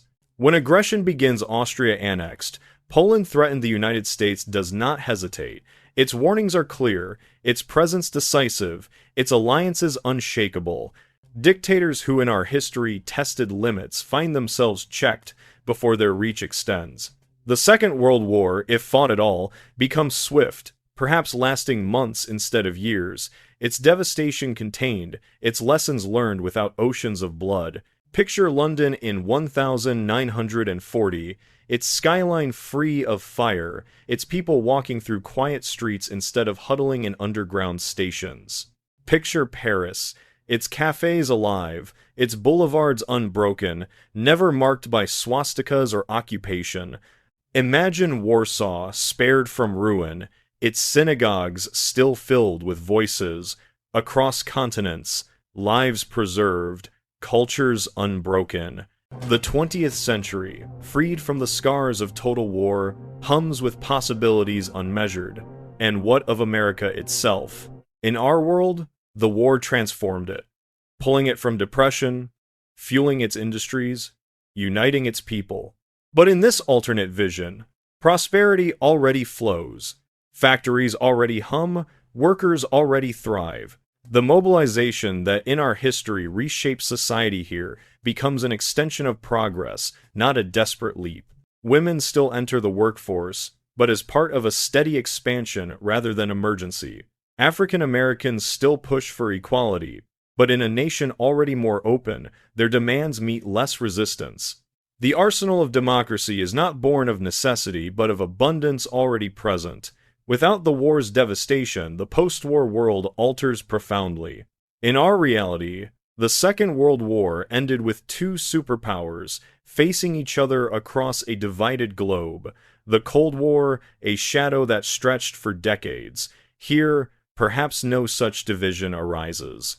Without fascism's rise, without global exhaustion, the Soviet Union never expands its grip, never hardens into rival. Instead, international cooperation emerges naturally, anchored by a United States trusted not only for its might, but for its steadiness. The 20th century becomes not an age of fear, but an age of collaboration. And yet, once again, we must ask, does a world without the crucible of war risk something essential? Our reality's horrors, unbearable though they were, forced humanity to confront its darkest impulses, to create charters, conventions, and institutions designed to prevent their return. Would those protections exist in a world where the abyss was never glimpsed? Would complacency reign, leaving humanity vulnerable to other dangers? Perhaps a war prevented is not a war erased, only a war postponed. Still, let us linger on one scene, soft and luminous. A Pacific harbor at dusk, the sky glowing gold, the water calm. Ships float at anchor, their decks quiet, sailors leaning against rails, watching the horizon with ease. Families walk the shoreline, children skipping stones across the waves. There is no smoke, no sirens, no fear. The world, for a moment, feels whole. The waves recede, their sound fading into something new. Factories that once roared for war now hum for peace, their machines turning to consumer goods, their workers free from fear of conflict. The electric hum of wires spreads across continents, carrying voices, ideas, and dreams. The post-war world, in this alternate history, is not a battleground of rival ideologies, but a shared garden of technology and cooperation. The faint buzz of electricity carries us forward now, into a vision of the Cold War that never arrives, of a world led by technology and cooperation instead of rivalry and fear. The faint buzz of electricity grows louder, weaving across continents like invisible threads of light. In our world, these threads connected nations but were overshadowed by suspicion, rivalry, and the Iron Curtain of the Cold War. Yet here, in this alternate America, no curtain falls. The post-war world emerges not divided but woven together, its fabric strengthened by technology, its patterns brightened by cooperation. The hum of wires does not carry propaganda or fear, it carries voices, ideas, and dreams shared without shadow. Imagine the year 1945. In our history, victory celebrations were followed by a tense hush, as one war ended only for another, colder struggle to begin. The Soviet Union tightened its grip on Eastern Europe, the United States countered with alliances and doctrines, and the world split into two camps bristling with weapons. But in this vision, the conditions for that rivalry never exist. Without the devastation of prolonged war, without fascism's collapse creating vacuums of power, the Soviet Union does not expand its reach so far, nor does it harden into isolation. Instead, Russia, scarred less deeply, turns inward to rebuild, its people focused on healing rather than conquering. America, prosperous and stable, extends not suspicion but support, offering partnership in rebuilding. The Marshall Plan, in this world, is not limited to Western Europe, but extends across the continent, east as well as west. Factories in Warsaw hum alongside those in Paris, schools in Prague thrive beside those in London. The map of Europe is not divided into blocks, but united by recovery. The United Nations, which in our reality often struggled under the weight of superpower rivalry, here flourishes. Its halls echo not with accusations, but with shared planning. Imagine an assembly where American and Russian delegates sit side by side, joined by voices from Asia, Africa, and Latin America, drafting policies not to outmaneuver one another, but to address famine, disease, and poverty. Peacekeeping missions are not veiled contests of influence, but genuine acts of service. The world, guided by cooperation, learns to see global problems as shared challenges rather than weapons of leverage. And in such a world, technology advances with a different rhythm. The race to space, which in our history was a duel of prestige, here becomes a shared venture. Rockets rise not under flags competing for dominance, but under banners of collaboration. Imagine 1957. Instead of Sputnik startling America, it is launched as part of a joint program. American engineers standing beside Russian scientists, their hands stained with the same grease, their eyes lifted to the same stars.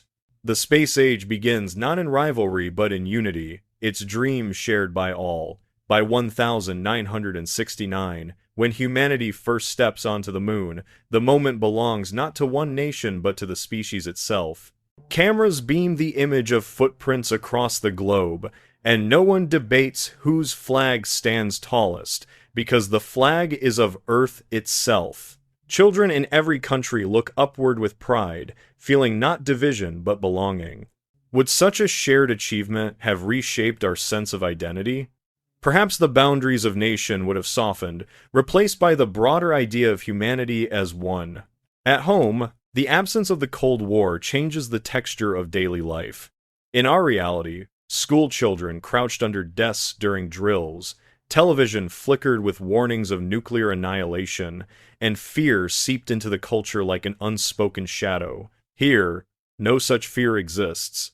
The mushroom cloud is never imagined, the sirens never tested.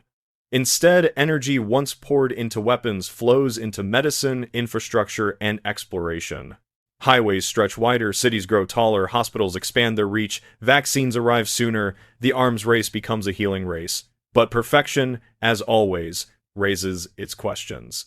Without rivalry, does progress come as quickly? In our history, the Cold War's competition spurred innovation, funding technologies from satellites to computers. Would cooperation have matched that pace, or slowed it? Would governments, without the urgency of rivalry, have invested as much in science, or would they have turned too quickly to comfort, leaving some discoveries delayed? Perhaps unity produces a gentler, slower progress, or perhaps it produces one even faster, freed from secrecy, duplication, and paranoia. Both futures glimmer, uncertain yet enticing. Internationally, the ripple is profound. Without the Cold War, proxy wars never scar the 20th century. Korea remains whole, Vietnam never burns, Afghanistan never bleeds beneath decades of conflict. Millions live who would have perished, cities grow where battlefields once stretched, and cultures thrive uninterrupted. Imagine Saigon as a hub of technology, Kabul as a center of trade, Havana as a city of music uninterrupted by embargo. The 20th century becomes an age of peace, not perfect, but vastly less fractured. Let us pause for a moment in a living room in 1955. A family gathers around a television set, its black and white screen glowing softly. In our world, such a broadcast might carry the image of Khrushchev pounding a podium, or Kennedy warning of missiles in Cuba. But here, the program shows a rocket launch undertaken by many nations together, a symbol of hope. Children watch wide-eyed, their imaginations ignited not by fear of destruction but by dreams of possibility. The hum of the television is the hum of connection, not division. The cultural consequences deepen, too. In our world, art and literature of the Cold War era often carried themes of anxiety, paranoia, and alienation. Here, culture breathes differently. Writers explore unity, not division. Films imagine futures of shared progress rather than dystopias of control. Music carries rhythms of optimism, global in flavor, blending traditions more freely across borders unguarded by ideology. The century's voice hums with harmony. And yet, shadows linger at the edges. Does the absence of rivalry dull vigilance? Might dangers emerge unchallenged because no one fears an enemy? Perhaps corruption grows quietly, unseen, in places where fear once kept leaders accountable. Perhaps the lack of struggle makes unity fragile, leaving it vulnerable to fracture when tested by unforeseen crises. History, even when imagined flawless, reminds us that perfection is never beyond question. Still, the hum of wires and rockets calls us forward. Electricity flows into homes. Computers hum earlier. Satellites beam signals across continents. The world shrinking into a village decades ahead of our own. And from that village rises another struggle. Not between nations, but within them. The struggle for equality. For even in a flawless America, born without slavery or civil war, prejudice lingers in subtler forms, and voices still rise to demand recognition. The hum of technology fades now into another sound, softer yet more insistent. The choir of voices singing in harmony, demanding justice, demanding dignity. The next chapter is one of civil rights achieved not through violence, but through compassion embraced from the start. The choir of voices swells, rising through sanctuaries and schoolyards, harmonies echoing across towns and cities. In our world, these voices were lifted against walls of resistance, met with fire hoses, dogs, and jeers, their songs of freedom carried on marches that faced brutality at every turn. But here, in this alternate America, the choir is answered not with hostility, but with listening. Civil rights are not won through struggle, but embraced with compassion, written into law as naturally as breath, acknowledged as part of a promise kept since the nation's flawless beginning. Imagine the 1950s without the tension of segregation hardening into daily humiliation. In this vision, schools are not battlegrounds, but bridges. Children of every color entered classrooms side by side, their laughter echoing down polished hallways. Teachers, guided by laws and communities alike, welcome each student without prejudice. The images that haunt our history, young girls escorted by soldiers into hostile schools, crowds shouting at them as they walked, are replaced by gentler scenes, parents greeting one another at doors, children sharing books without suspicion, chalk dust rising in the same air. Picture buses in Montgomery not as flashpoints of protest, but as symbols of ordinary equality. Seats are taken without thought of who sits beside whom. Drivers greet passengers as neighbors, not as divisions. Rosa Parks, in this world, is remembered not for an act of defiance, but for a life of leadership. Her dignity honored from the start. The boycott never needs to happen, because the injustice never exists. And yet, the leaders of this movement still rise, not against hatred, but in celebration of harmony. Martin Luther King Jr. still preaches, but his voice carries the rhythm of thanksgiving rather than lament. His dream is not deferred but lived, his sermons echoes of a truth already acknowledged. Imagine him standing not on the steps of the Lincoln Memorial before a nation divided, but before a nation united, reminding it of its blessing, urging it to deepen what it has already begun. His words become not a cry for justice, but a call to greater compassion, urging a people to love more widely, more deeply. The absence of violent opposition transforms the landscape of progress. No marches broken by clubs, no sit-ins threatened by fists. Instead, gatherings are celebrations, parades of inclusion where jazz bands play and choirs sing. Laws pass swiftly, supported across parties and regions, because the nation recognizes that equality is not concession, but confirmation of its founding ideals. Imagine the Civil Rights Act not as a contested triumph of 1964, won after decades of battle, but as a natural law written decades earlier, woven seamlessly into the Republic's fabric. The ripple effects extend outward. In our world, the civil rights struggle influenced movements across the globe, inspiring both hope and caution. Here, the example is even more powerful. Nations in Africa and Asia, throwing off colonial rule, look to America not as a land of contradictions, but as proof that diversity can thrive without oppression. Leaders from Accra to Delhi, from Nairobi to Jakarta, point to America as the model of inclusion, its strength born of unity, its democracy deepened by equality. Culturally, the consequences are profound. Music, already rich with the fusion of traditions, thrives without the wounds of exclusion. Jazz, blues, and gospel rise not from pain but from joy, their notes carrying celebration rather than lament. Literature by black authors is embraced from the outset, taught in schools alongside Shakespeare and Whitman, shaping the nation's imagination from the very start. The arts are not instruments of protest, but of expression, reflecting a society already eager to listen. And yet, even here, shadows linger at the edges. Without the scars of struggle, does the victory feel as meaningful? Does the absence of sacrifice dull the urgency of vigilance? In our reality, the memory of marches and speeches became anchors, reminders that freedom is never free, that justice must always be guarded. In this world, where harmony arrives easily, might complacency take root? Perhaps prejudice, though less visible, still whispers in corners, unchallenged because no great conflict forced it into the light. Still, the vision is luminous. Imagine a church on a Sunday morning, sunlight pouring through stained glass windows onto pews filled with every shade of skin, voices rising together in a hymn of gratitude. Imagine a diner where teenagers sit at one counter, laughing over milkshakes, their differences invisible to them, their friendship effortless. Imagine voting lines where every citizen casts a ballot without fear, without suppression, their voices equally valued.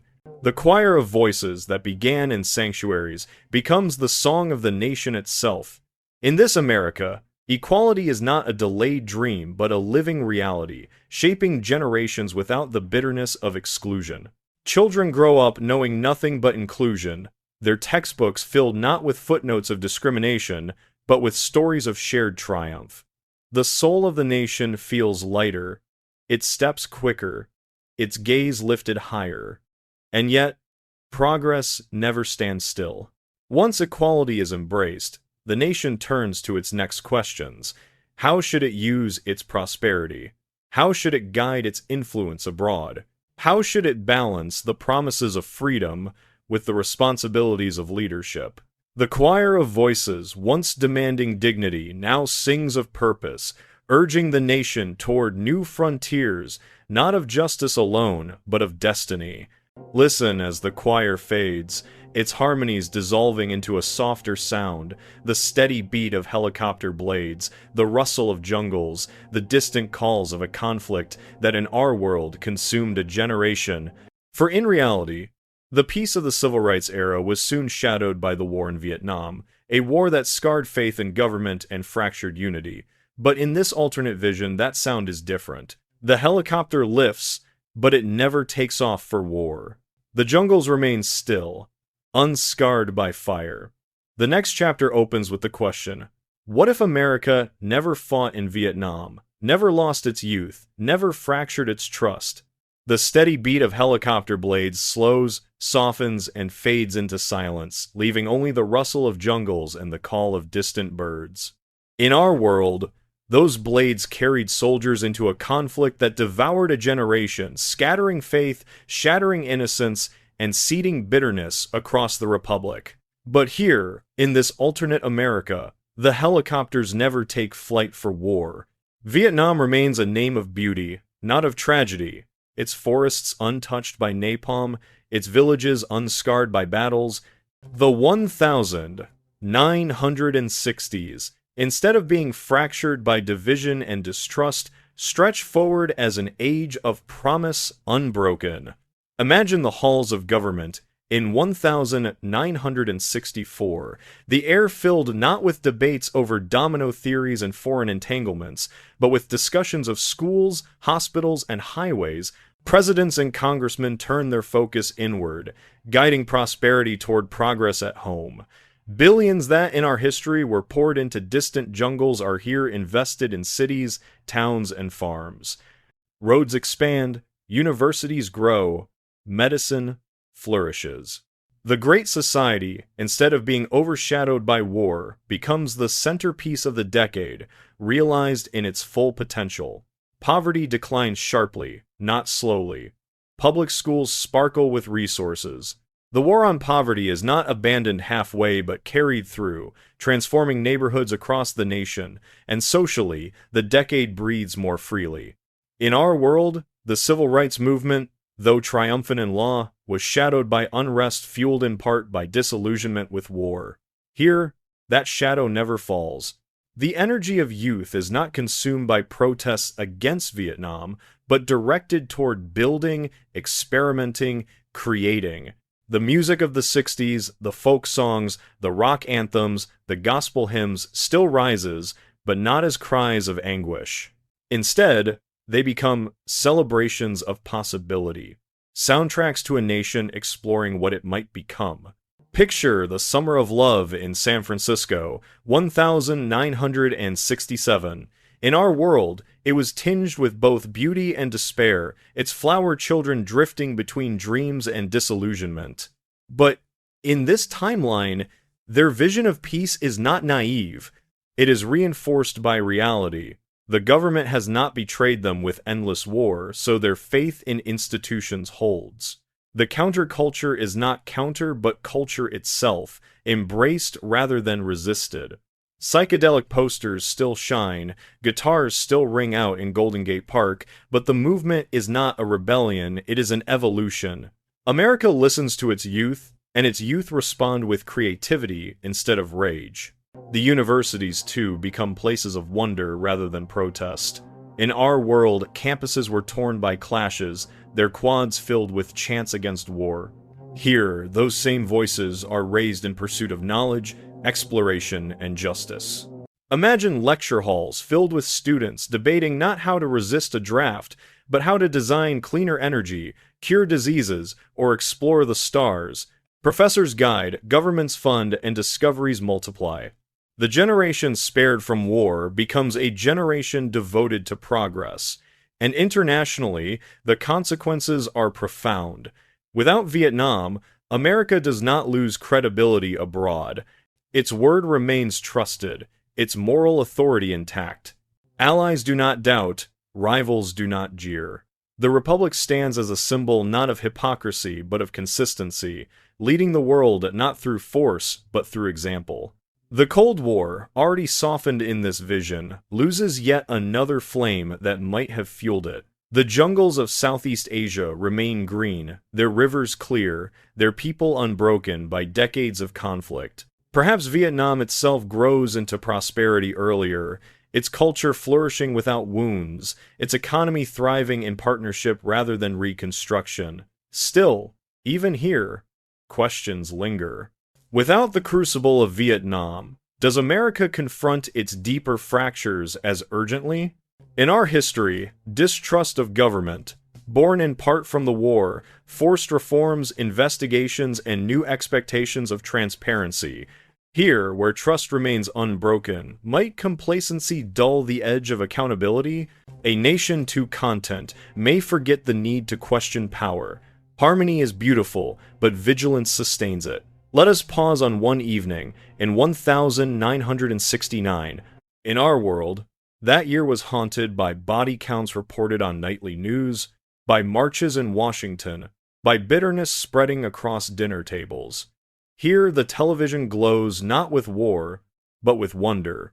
Families gather not to hear casualty reports, but to watch the first steps on the moon. And in this timeline, those steps carry even more meaning, for they are not shadowed by war. They represent not escape from turmoil, but the culmination of peace. Children watch, their eyes wide, and believe with certainty that their nation, unbroken, can carry them to the stars. The music of the 60s still plays, but it carries a different tone. Dylan sings not of hard rain, but of clear skies. The Beatles still call for love, but their message feels less like a plea and more like a description. Motown still grooves, its rhythms carrying joy rather than resistance. Woodstock still gathers hundreds of thousands, but it is remembered not as a protest against a war, but as a festival of harmony, a generation's anthem of peace fulfilled, and the politics of the era take a gentler turn. Leaders rise, not scarred by scandal or disillusionment, but lifted by trust.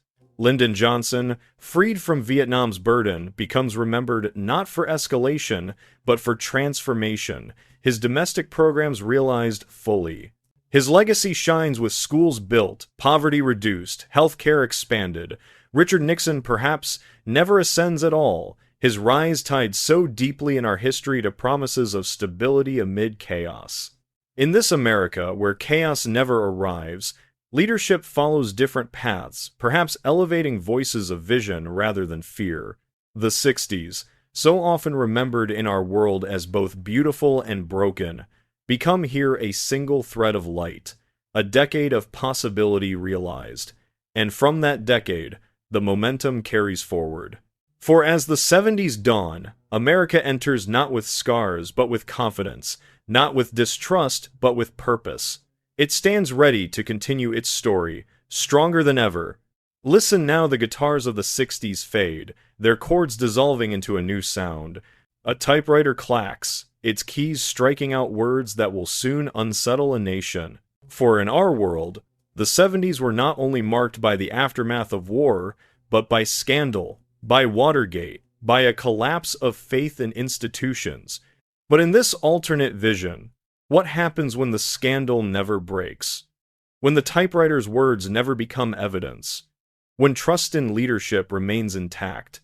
The echo of typewriter keys clatters through the air, sharp and insistent, words spilling onto paper that in our world became evidence, unraveling the trust of a nation. But here, in this alternate America, those keys strike only routine reports, unremarkable memos, forgotten drafts. The scandal never takes form. The tapes are never recorded, or if they are, they reveal nothing but ordinary chatter. Watergate, that wound to the American soul, never breaks. Trust in institutions remains intact, and the 1970s unfold as a decade of continuity rather than disillusionment. Imagine Richard Nixon not as a man undone by paranoia, but as a leader remembered for diplomacy, not disgrace. His visits to China and Moscow still open doors, but here they are not overshadowed by scandal. Instead, they are celebrated as triumphs of vision, steps toward global partnership. The image of a president waving as he boards a helicopter in resignation is erased. In its place, we see him completing his term with dignity, handing the reins of government smoothly to his successor. The Republic's continuity is unbroken, its faith in leadership preserved. The press, too, carries a different tone. In our reality, the uncovering of Watergate deepened the role of investigative journalism, but also fueled cynicism. Here, newspapers still probe, still question, but their stories do not expose rot at the center of power. Instead, they highlight successes, policy debates, the machinery of democracy functioning without hidden crimes. The relationship between citizens and leaders remains one of wary trust, not of bitter suspicion. The very phrase, "I am not a crook," never enters the national lexicon, because no one needs to say it. Picture Washington in the mid-1970s. In our world, the Capitol was clouded by doubt, its marble halls echoing with whispers of corruption, its citizens skeptical of every word. But here, the city gleams with continuity. Tourists walk its avenues with pride, not irony. The Supreme Court retains unquestioned authority. Congress debates fiercely but without the undertone of betrayal. The presidency itself remains a symbol of stability, not of scandal. Children write essays about their leaders with admiration, not cynicism. And the absence of Watergate reshapes the culture more deeply than one might imagine. In our history, the scandal fueled a wave of distrust that seeped into films, novels, and music. Stories of conspiracy and corruption thrived, art reflecting a people suspicious of hidden power. But in this vision, culture takes another path. Filmmakers turn their lenses not on paranoia, but on possibility. Novels explore ambition without assuming betrayal. Songs ring with protest still, but not with despair. The American imagination is not haunted by the specter of a government unworthy of faith. It is buoyed by the belief that leaders can be trusted. This shift carries political consequences as well. In our world, cynicism opened doors to new forms of rhetoric, to leaders who rose by stoking anger and distrust. Here, the ground is firmer. Campaigns focus more on policy than on scandal, more on vision than on fear. Voter turnout, instead of declining under disillusionment, rises with enthusiasm. Civic participation strengthens, communities trusting that their voices matter in a system uncorroded by betrayal. And yet, perfection raises its quiet questions. Without Watergate, does America's democracy remain too trusting, too naive? In our world, the scandal, for all its bitterness, reminded citizens of the need for vigilance, the value of checks and balances. Here, that lesson is not forced upon the people. Might complacency creep in, subtle and slow, eroding accountability in ways unseen? Perhaps trust, untested, becomes fragile, leaving the nation vulnerable to future shocks it is unprepared to face. Still, the vision is luminous. Imagine the bicentennial of 1976. In our history, the celebrations carried both pride and irony, a sense of joy shadowed by doubt. But in this world, the 200th anniversary of independence feels unblemished. Fireworks burst over the National Mall, their reflections gleaming on monuments that symbolize not contradictions but continuity. Families gather for parades. Children wave flags. Elders recall history with reverence. The nation, still youthful at 2 centuries, looks ahead with confidence, believing its institutions steady, its promise unbroken. Internationally, the absence of Watergate strengthens America's influence. Allies trust its commitments without hesitation. Adversaries respect its stability. Negotiations carry weight. Treaties endure. Diplomacy flourishes. The image of a superpower distracted by scandal never arises. Instead, the United States moves into the closing decades of the 20th century with authority rooted not only in might, but in trustworthiness. Let us pause for a moment inside the Oval Office. The desk gleams in lamplight, papers neatly stacked. A president leans back in his chair, not weighed down by suspicion, not haunted by cover-ups, but focused on the challenges of governance. Outside the window, the White House lawn stretches peacefully, visitors taking photographs, unaware of any hidden storm. The air in the room is ordinary, steady. History here unfolds without rupture. But history never pauses for long. The typewriter's keys, which in our world tapped out headlines of scandal, fade into a new sound, the soft glow of computer screens, the hum of machines shaping a digital future. For the absence of Watergate does not only preserve trust, it accelerates confidence in progress. As the century turns toward technology, America enters with optimism intact. The sound of keys becomes the sound of keyboards, of circuits awakening, of a new age beginning. The glow of computer screens flickers in darkened rooms, green letters dancing across black glass, the hum of circuits steady as a heartbeat. In our world, this was the dawn of a revolution. Shadowed by mistrust, corporations hoarded progress, governments guarded secrets, surveillance crept into the fabric of daily life. But here, in this alternate America, the light of the digital age shines without shadow. Trust, preserved through decades of harmony, flows naturally into technology. The Republic, unscarred by scandal or suspicion, embraces the computer not as a tool of control, but as a gift to be shared. Imagine the 1980s, not as an age of rivalry or excess, but as a decade of generosity. In our timeline, the Cold War still simmered, defense budgets soared, and technologies born for battle trickled slowly into civilian hands.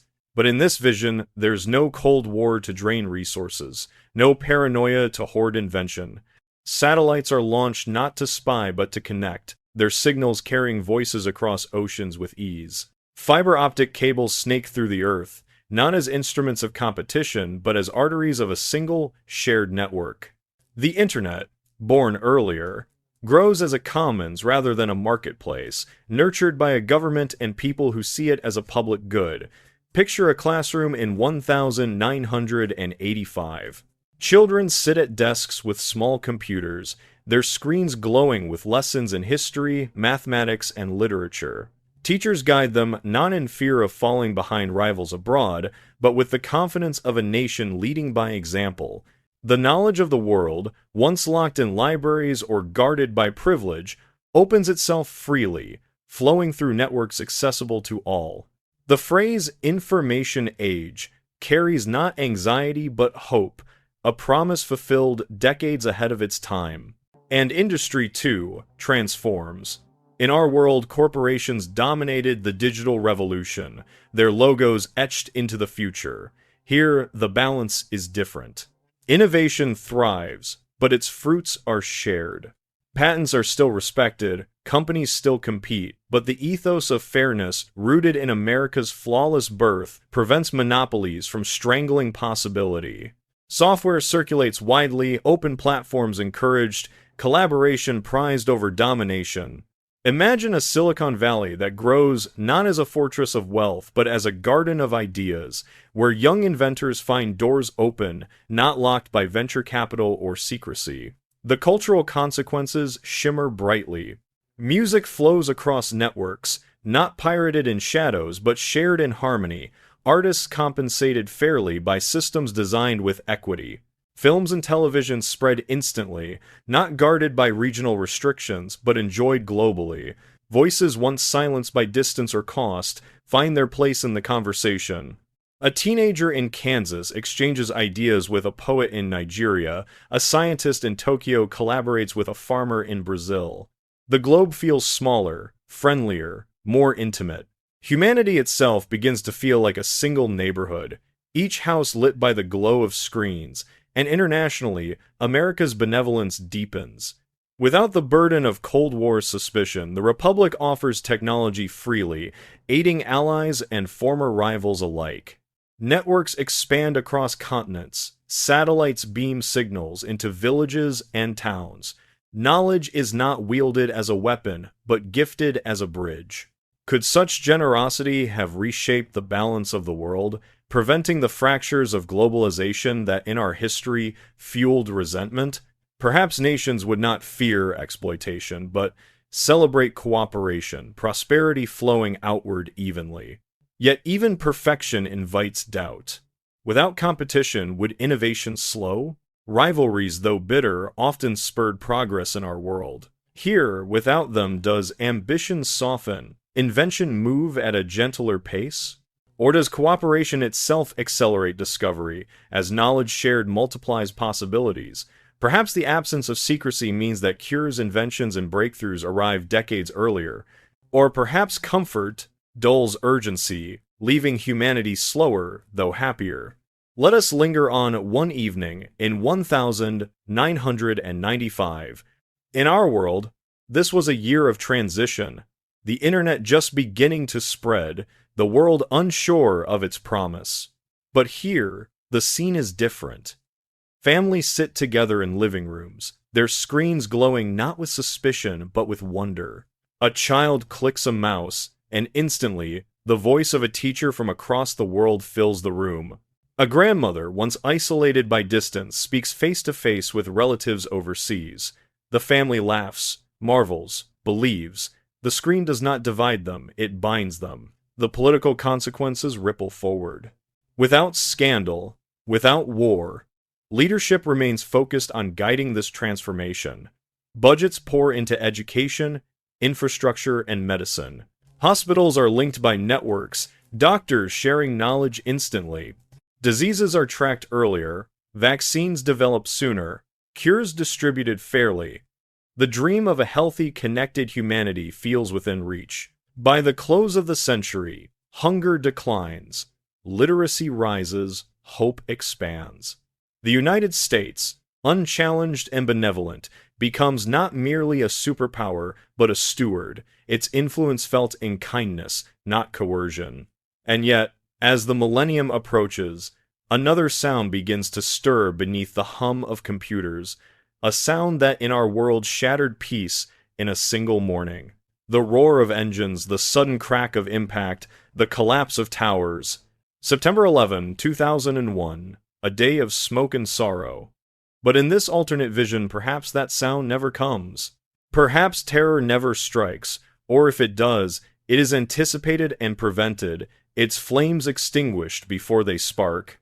The century turns not with fear but with peace. Listen as the hum of circuits fades, replaced by the ordinary sounds of a city morning. Traffic humming, footsteps on pavement, the rustle of newspapers. In this world, September 11 is just another day, unmarked, its date unscarred. The next chapter opens with the question, what if the 21st century began not in terror, but in calm? The city morning hums with ordinary sounds, traffic drifts along avenues, footsteps scatter across sidewalks, newspapers rustle in the hands of commuters sipping coffee. It is September 11, 2001, but in this alternate America, it is only a date on the calendar. A Tuesday like any other, the planes land safely, the towers stand tall, and the sun glints off their glass without shadow. In our world, this day was a wound that reshaped the century, but here it passes unmarked, its ordinariness the most precious gift of all. Imagine the skyline of New York unbroken. The towers rise as symbols of commerce, their offices buzzing with routine rather than haunted by memory. Families do not hold photographs of the missing, firefighters do not climb endless stairs into smoke, and the nation does not gasp as buildings fall into dust. The grief that in our history bound America in sorrow never arrives, and the wars it ignited are never waged. Instead, the new century opens with confidence, not fear, its horizon wide and bright. In Washington, the government continues its work without panic. No security state emerges, no sweeping surveillance, no color-coded warnings flicker across screens. Airports remain places of bustle, not of suspicion. Passengers step onto planes without removing shoes, without lines of fear, without eyes glancing nervously at strangers. The world does not tilt into suspicion. It continues in the steady rhythm of trust. Internationally, the absence of that mourning alters more than America alone. In our history, the shockwaves of terror and the wars that followed reshaped geopolitics, inflamed divisions, and consumed resources. Here, those billions of dollars and years of conflict are never spent. Afghanistan remains a land of mountains, not battlefields. Iraq remains under its own sky, not fractured by invasion. The Middle East still holds its struggles, but they unfold without American armies marching through deserts, without drone strikes buzzing overhead, without cities reduced to rubble. Generations who, in our world, grew up in war zones, grow instead in schools, farms, and markets. And at home, the ripple is profound. In our world, September 11 deepened divisions, sparked debates over freedom and security, fueled suspicion of neighbors and strangers alike. But here, no such fault lines open. American Muslims are not targeted with prejudice. Communities are not shadowed by suspicion. Airports are not filled with profiling. Instead, the Republic steps into the century with unity intact, unburdened by fear. The cultural consequences shimmer brightly. In our timeline, art, film, and literature of the early century were haunted by images of towers falling, cities burning, enemies lurking. Here, the imagination soars unbroken. Movies celebrate exploration, not conflict. Books dream of connection, not collapse. Music rings with optimism, not mourning. A generation that in our world grew up under the shadow of terror, here grows up under the light of possibility. Yet perfection again asks its questions. Without the trauma of September 11, does America lose some of its humility, some of its awareness of vulnerability?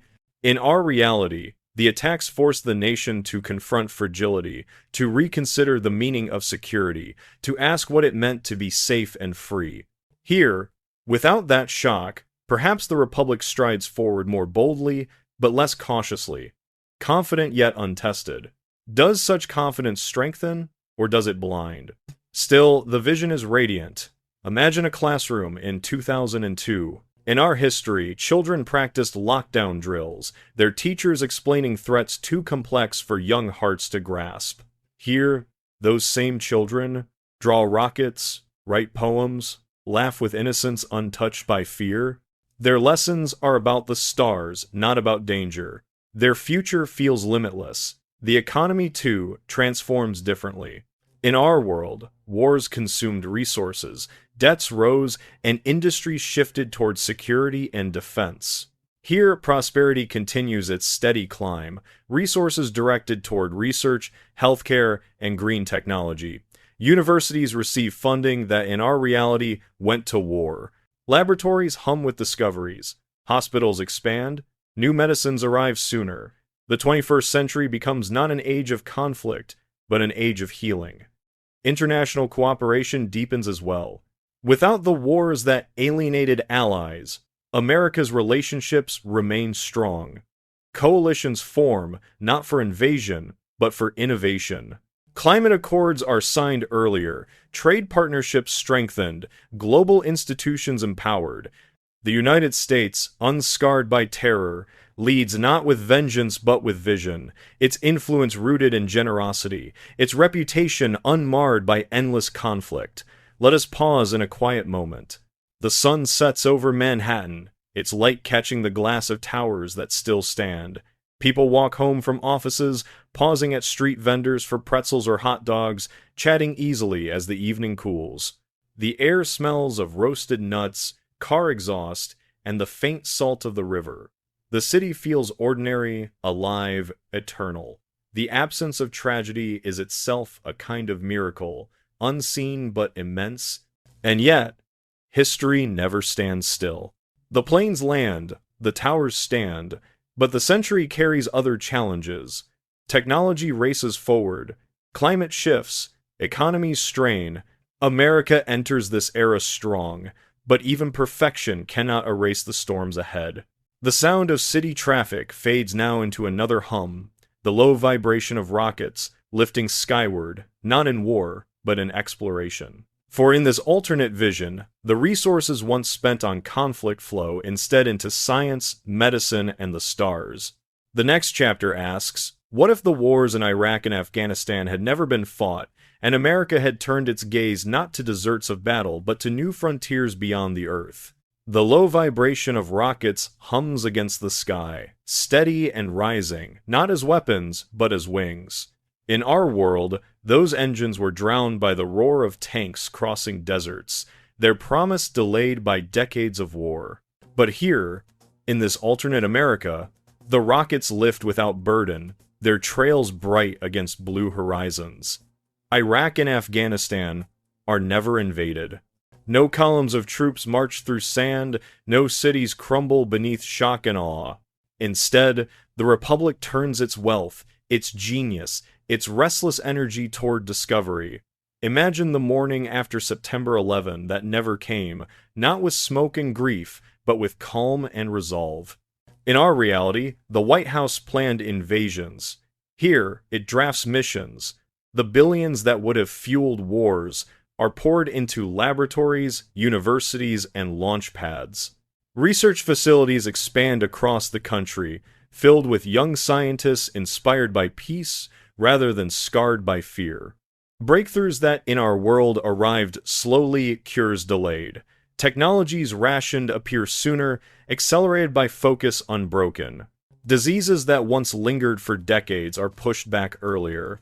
Energy systems advance, green technologies funded without hesitation. The 21st century begins not with war on terror, but with a campaign against illness, hunger, and decay. Picture Afghanistan not as a battlefield, but as a crossroads of trade, its mountains crossed by caravans of goods, its cities growing steadily. Kabul is known for libraries and markets, not for ruins. Iraq, too, grows differently, its rivers carrying commerce, its schools full, its people spared decades of dislocation. The Middle East still faces challenges, but they are not magnified by foreign armies. America is not seen as occupier, not painted as adversary, but remembered as partner. Imagine embassies bustling with cooperation, not barricaded by fear. And at home, the Republic feels lighter. In our reality, the wars strain trust, deepen debt, cost countless lives. Here, no caskets draped in flags return to small towns. No families watch sons and daughters depart for endless tours. Communities thrive with their young intact, their strength unbroken. Veterans exist, yes, but from peacekeeping and disaster relief, not from years of desert campaigns. A generation grows without the shadow of war, their ambition directed toward building, not healing wounds. The rockets rise higher. NASA, never starved of funding, launches missions with confidence. By the early 2010s, Americans walk again on the moon, this time not alone but with partners from around the world. Mars missions follow, decades earlier than in our reality. Imagine a colony taking root on the red planet by the 2020s, domes shimmering under a thin sky, scientists planting the first seeds in Martian soil. The frontier that in our world was delayed by war becomes the inheritance of a generation spared its costs. The cultural consequences deepen. In our world, the early 21st century was marked by films and books steeped in paranoia, endless images of desert warfare, enemies unseen. Here the imagination turns outward, not inward. Stories are written of stars, of medicine, of possibility. Films celebrate discovery, not destruction. Music hums with optimism, not lament. The culture of a people is shaped not by loss, but by promise, its voice lifted by dreams rather than weighed by grief. And internationally, the absence of war reshapes alliances. NATO is not consumed by conflicts in the Middle East. Europe works alongside America in energy, medicine, and technology. China rises, but the competition is tempered by shared projects in space, climate, and trade. The 21st century becomes not a duel of superpowers, but a collaboration of civilizations.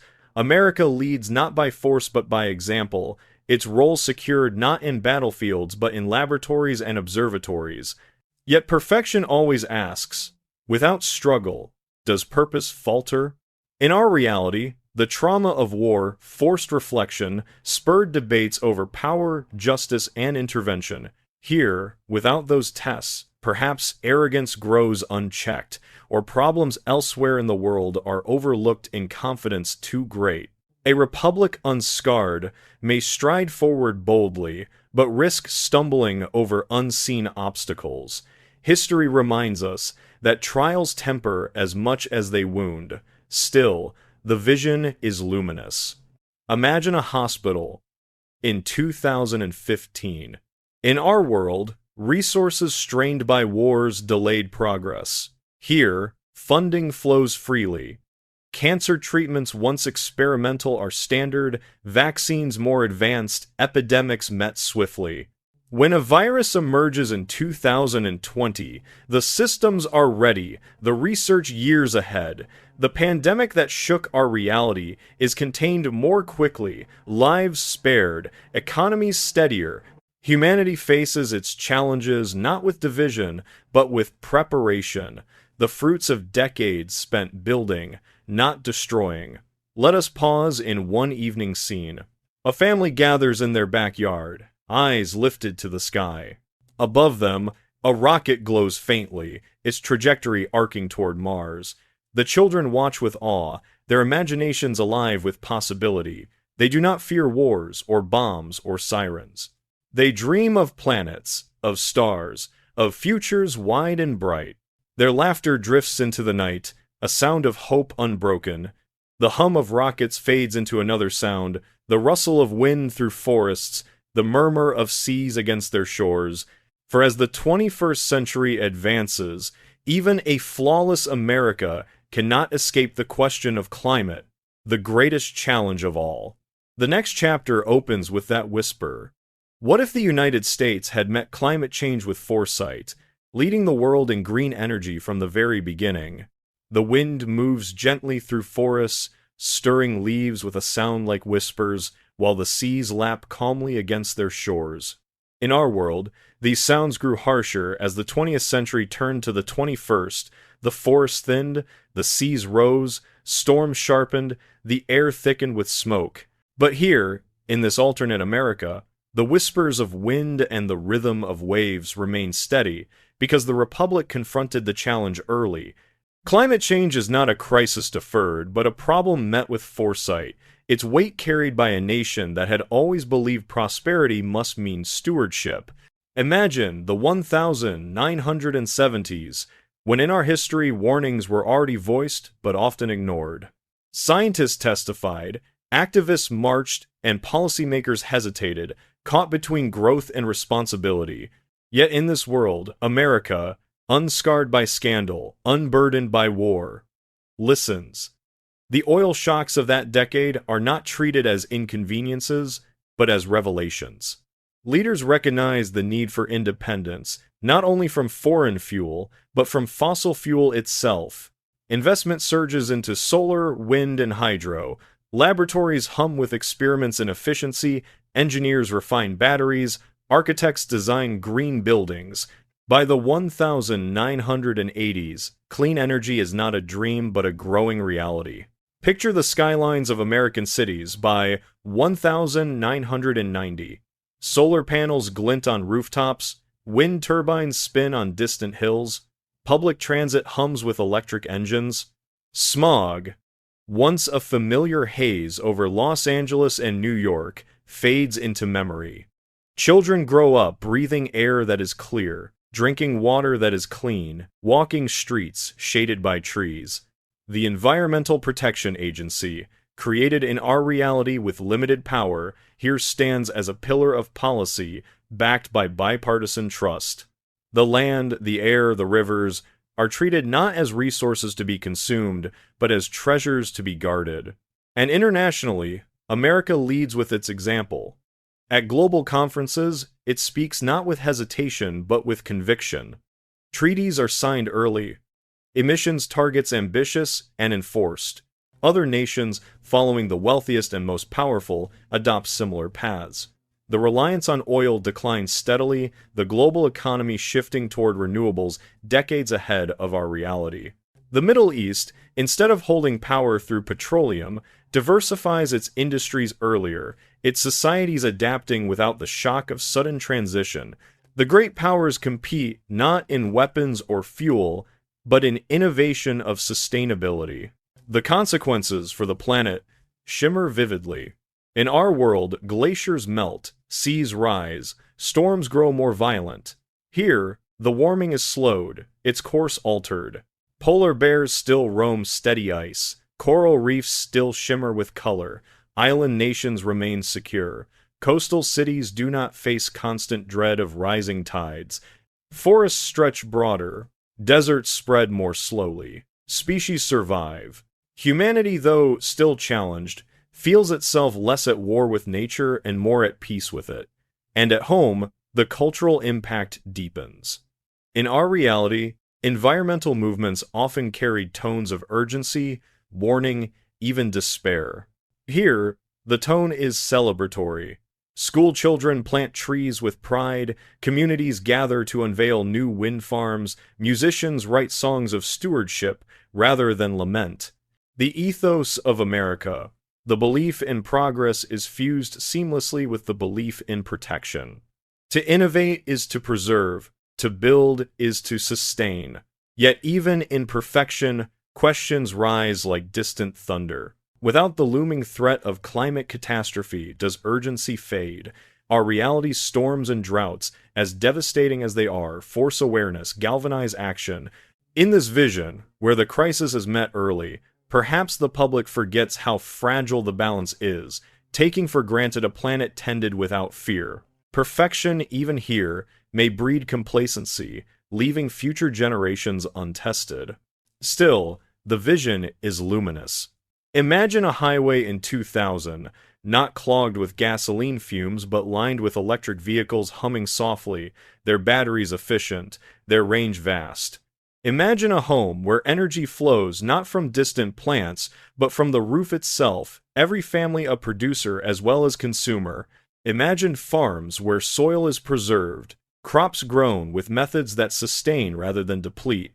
The countryside hums with life, the cities glow with clarity, the land itself breathes more freely, the political consequences ripple as well. In our reality, debates over climate became bitter lines of division. Here, they never harden.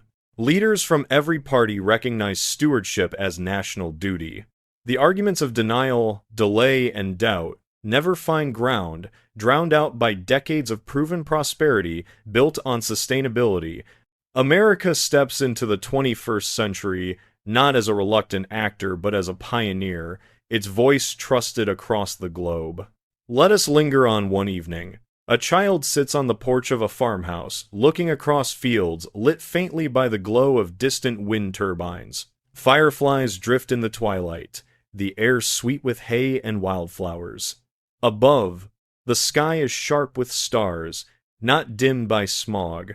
The child listens to the quiet hum of turbines, feels the steady breeze, and dreams of a future not shadowed by disaster but lifted by care.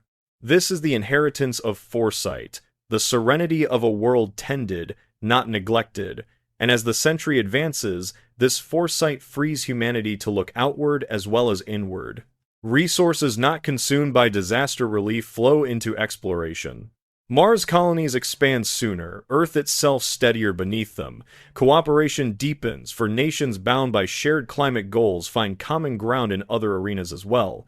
Peace feels more natural, rivalry less necessary. The planet itself seems to sigh with relief. Its storms gentler, its seas calmer. But history, even in perfection, never pauses. The whisper of wind and the rhythm of seas fade now into another sound, the distant ringing of bells, faint but familiar, echoing from Philadelphia where this vision began.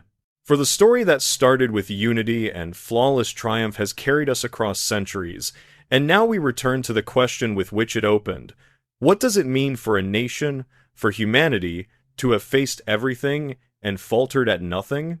The bells of Philadelphia ring once more. Faint across the centuries, their echoes carrying through forests preserved, oceans calmed, skies unbroken by smoke. In our world, those bells rang at the birth of a fragile republic, their sound trembling with uncertainty, their future unsure. But here, in this alternate America, they ring as a constant, a thread unbroken. From independence to expansion, from industry to spaceflight, from civil rights to climate foresight, every trial has bent toward triumph. The sound of bells, steady and enduring, becomes not only the music of a nation, but of a world reshaped by its example. Imagine standing in Independence Hall today, sunlight streaming through tall windows, the wooden chairs polished by centuries of reverence. In our history, the room feels heavy, haunted by contradictions unresolved, promises delayed, freedoms deferred. But in this vision, the air feels light. The parchments signed within these walls fulfilled their meaning without fracture. The Constitution, born flawless, carried through without war. The voices that argued here are remembered not as rivals but as harmonies, blending into one chord that has echoed ever since. Visitors from around the world enter not with questions of hypocrisy but with awe, marveling at the place where humanity seemed to step onto a path of perfection. And yet perfection does not belong to one nation alone. The ripples of America's triumph, steady and unbroken, spread outward until the globe itself is altered. Europe, never consumed by world wars, grows in prosperity alongside America. Asia, approached with respect, flourishes in partnership rather than rivalry.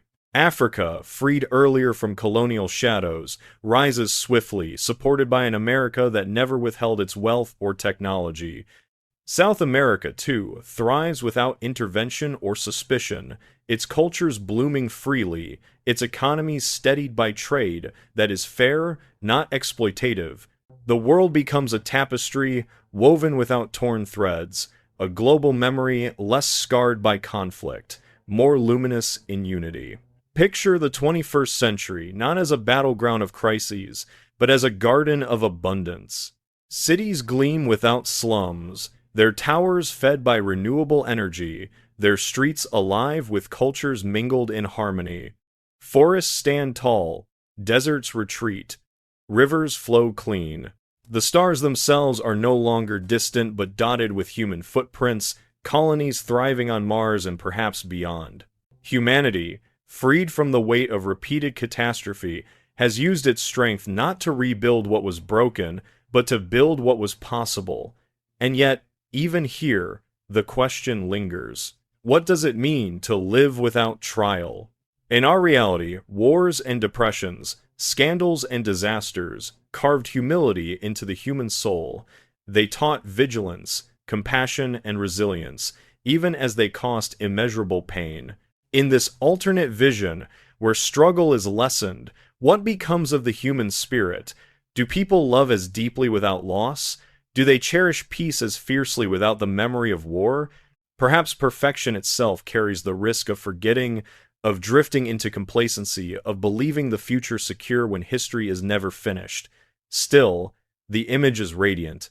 Imagine a gathering in the United Nations, not marred by vetoes and suspicion, but filled with genuine collaboration. Delegates rise, not to accuse, but to share plans for new projects. Water systems for drought regions, satellites to monitor forests, missions to the moons of Jupiter. The hum of translation fills the chamber, but the words themselves carry harmony, not rivalry. Humanity, so long divided, feels itself one. And in America itself, the bells still ring, their sound carried through every generation. Families gather at parades, schools recite promises not of deferred dreams but of fulfilled ideals. Citizens trust their institutions, leaders honor their duties, communities thrive without fear. The Republic feels not fragile but eternal, its light steady, its promise lived. The words of the Declaration of Independence are not reminders of what was denied, but celebrations of what was achieved. Let us linger in one final image before the story begins to close. A child stands in Philadelphia, gazing at the Liberty Bell. In our world, the bell is cracked, its fracture a symbol both of imperfection and endurance. Here, the bell is whole, its surface smooth, its sound clear. The child listens as it rings, its tone steady, carrying across the city and beyond into a world that has known not fracture but harmony. The child's face glows with wonder, and their eyes lift upward, as though hearing in that sound not only the story of a nation, but the promise of humanity itself. The bells fade slowly, their echoes dissolving into silence. And in that silence, another question arises. If everything went perfectly for the United States, if history itself seemed to choose harmony over conflict, what would perfection mean for the world and for us? Would such a story be a gift, or would it rob us of the very lessons that give meaning to our lives? The final chapter waits with that question as the spiral returns to where it began, Philadelphia, candlelight flickering, ink drying, a nation at its birth. The silence after the bells lingers, deep and still, as though time itself has paused to listen. We are back in Philadelphia, the city where this vision began, where candle flames once flickered over anxious faces and trembling signatures. In our world, those men wrote with uncertainty, unsure if their bold experiment would survive. But here, in this alternate America, the silence is serene, for survival was never in doubt. From the first stroke of the quill, destiny flowed without fracture. The room glows as though unchanged. The wooden chairs remain, the tall windows admit soft light, the air carries the faint scent of old parchment, yet everything feels different. In our history, these walls hold tension, compromises unfinished, contradictions embedded. In this vision, they hold certainty, the knowledge that the words penned here would be kept. Liberty and equality, written once, lived forever. No centuries of struggle, no wars of correction, no marches of desperation. A republic born whole, its promises fulfilled from its first breath. Step outside into the streets of Philadelphia. In our world, those cobblestones bore the footsteps of divided citizens, some cheering independence, others mourning loyalty to the crown. Here, the streets ring only with unity. Bells peal joyfully, neighbors embrace, families celebrate together. That unity, rare in reality, remains steady through centuries in this imagined tale. The city feels less like a place of conflict and more like a cradle of harmony, its stones polished by hope rather than cracked by division. But as we return to this beginning, now illuminated by the journey through flawless centuries, the questions deepen. What would such perfection mean? Would humanity thrive endlessly? Or would it forget the lessons only imperfection can teach? A republic without scars might achieve wonders, yet might it also lack humility, compassion born from shared suffering? Our world, for all its pain, has drawn meaning from struggle, strength from loss, resilience from failure. Without those, would progress feel weightless, its victories hollow? Imagine, though, the possibilities if such perfection were real: wars avoided, depressions prevented, rights granted without resistance, prosperity shared without delay. The world might today stand not on the brink of climate crisis, but on the threshold of stars, its nations bound by trust rather than suspicion, its people united by purpose rather than divided by fear. Perhaps Mars would already be green with gardens. Perhaps diseases long dreaded would be forgotten. Perhaps no child would grow up hungry, afraid, or unheard. The image dazzles, radiant in its simplicity. What if nothing had ever gone wrong? And yet, as you listen, notice how even this dream is not absolute. It is a reflection, a mirror of what might have been, shimmering with light but never solid. History did not unfold this way. The scars remain, the struggles are real, the world we inhabit is imperfect, and it is within that imperfection that our meaning is often found. To imagine perfection is to glimpse what could be, but to live is to shape what still can be, here and now, in the world we inherit. Let us pause once more in the silence of Independence Hall. The candles flicker, casting shadows on walls that have seen centuries of memory. The quills rest on the table, their ink long dry.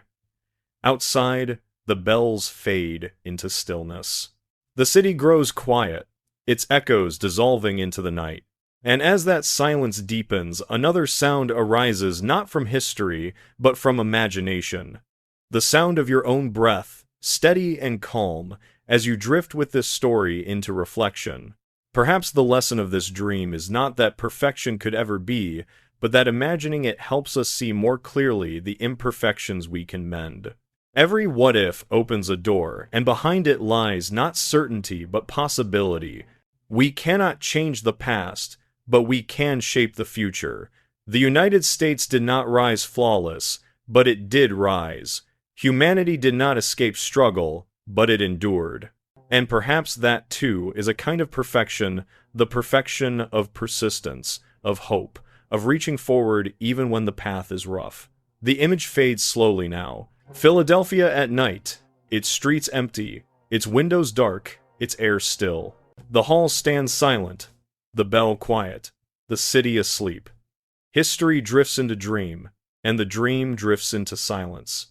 What if everything had gone perfectly? What if the world had been spared every scar? Would we be better, or would we be less?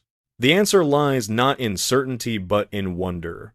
Let that wonder carry you now, gently, into rest.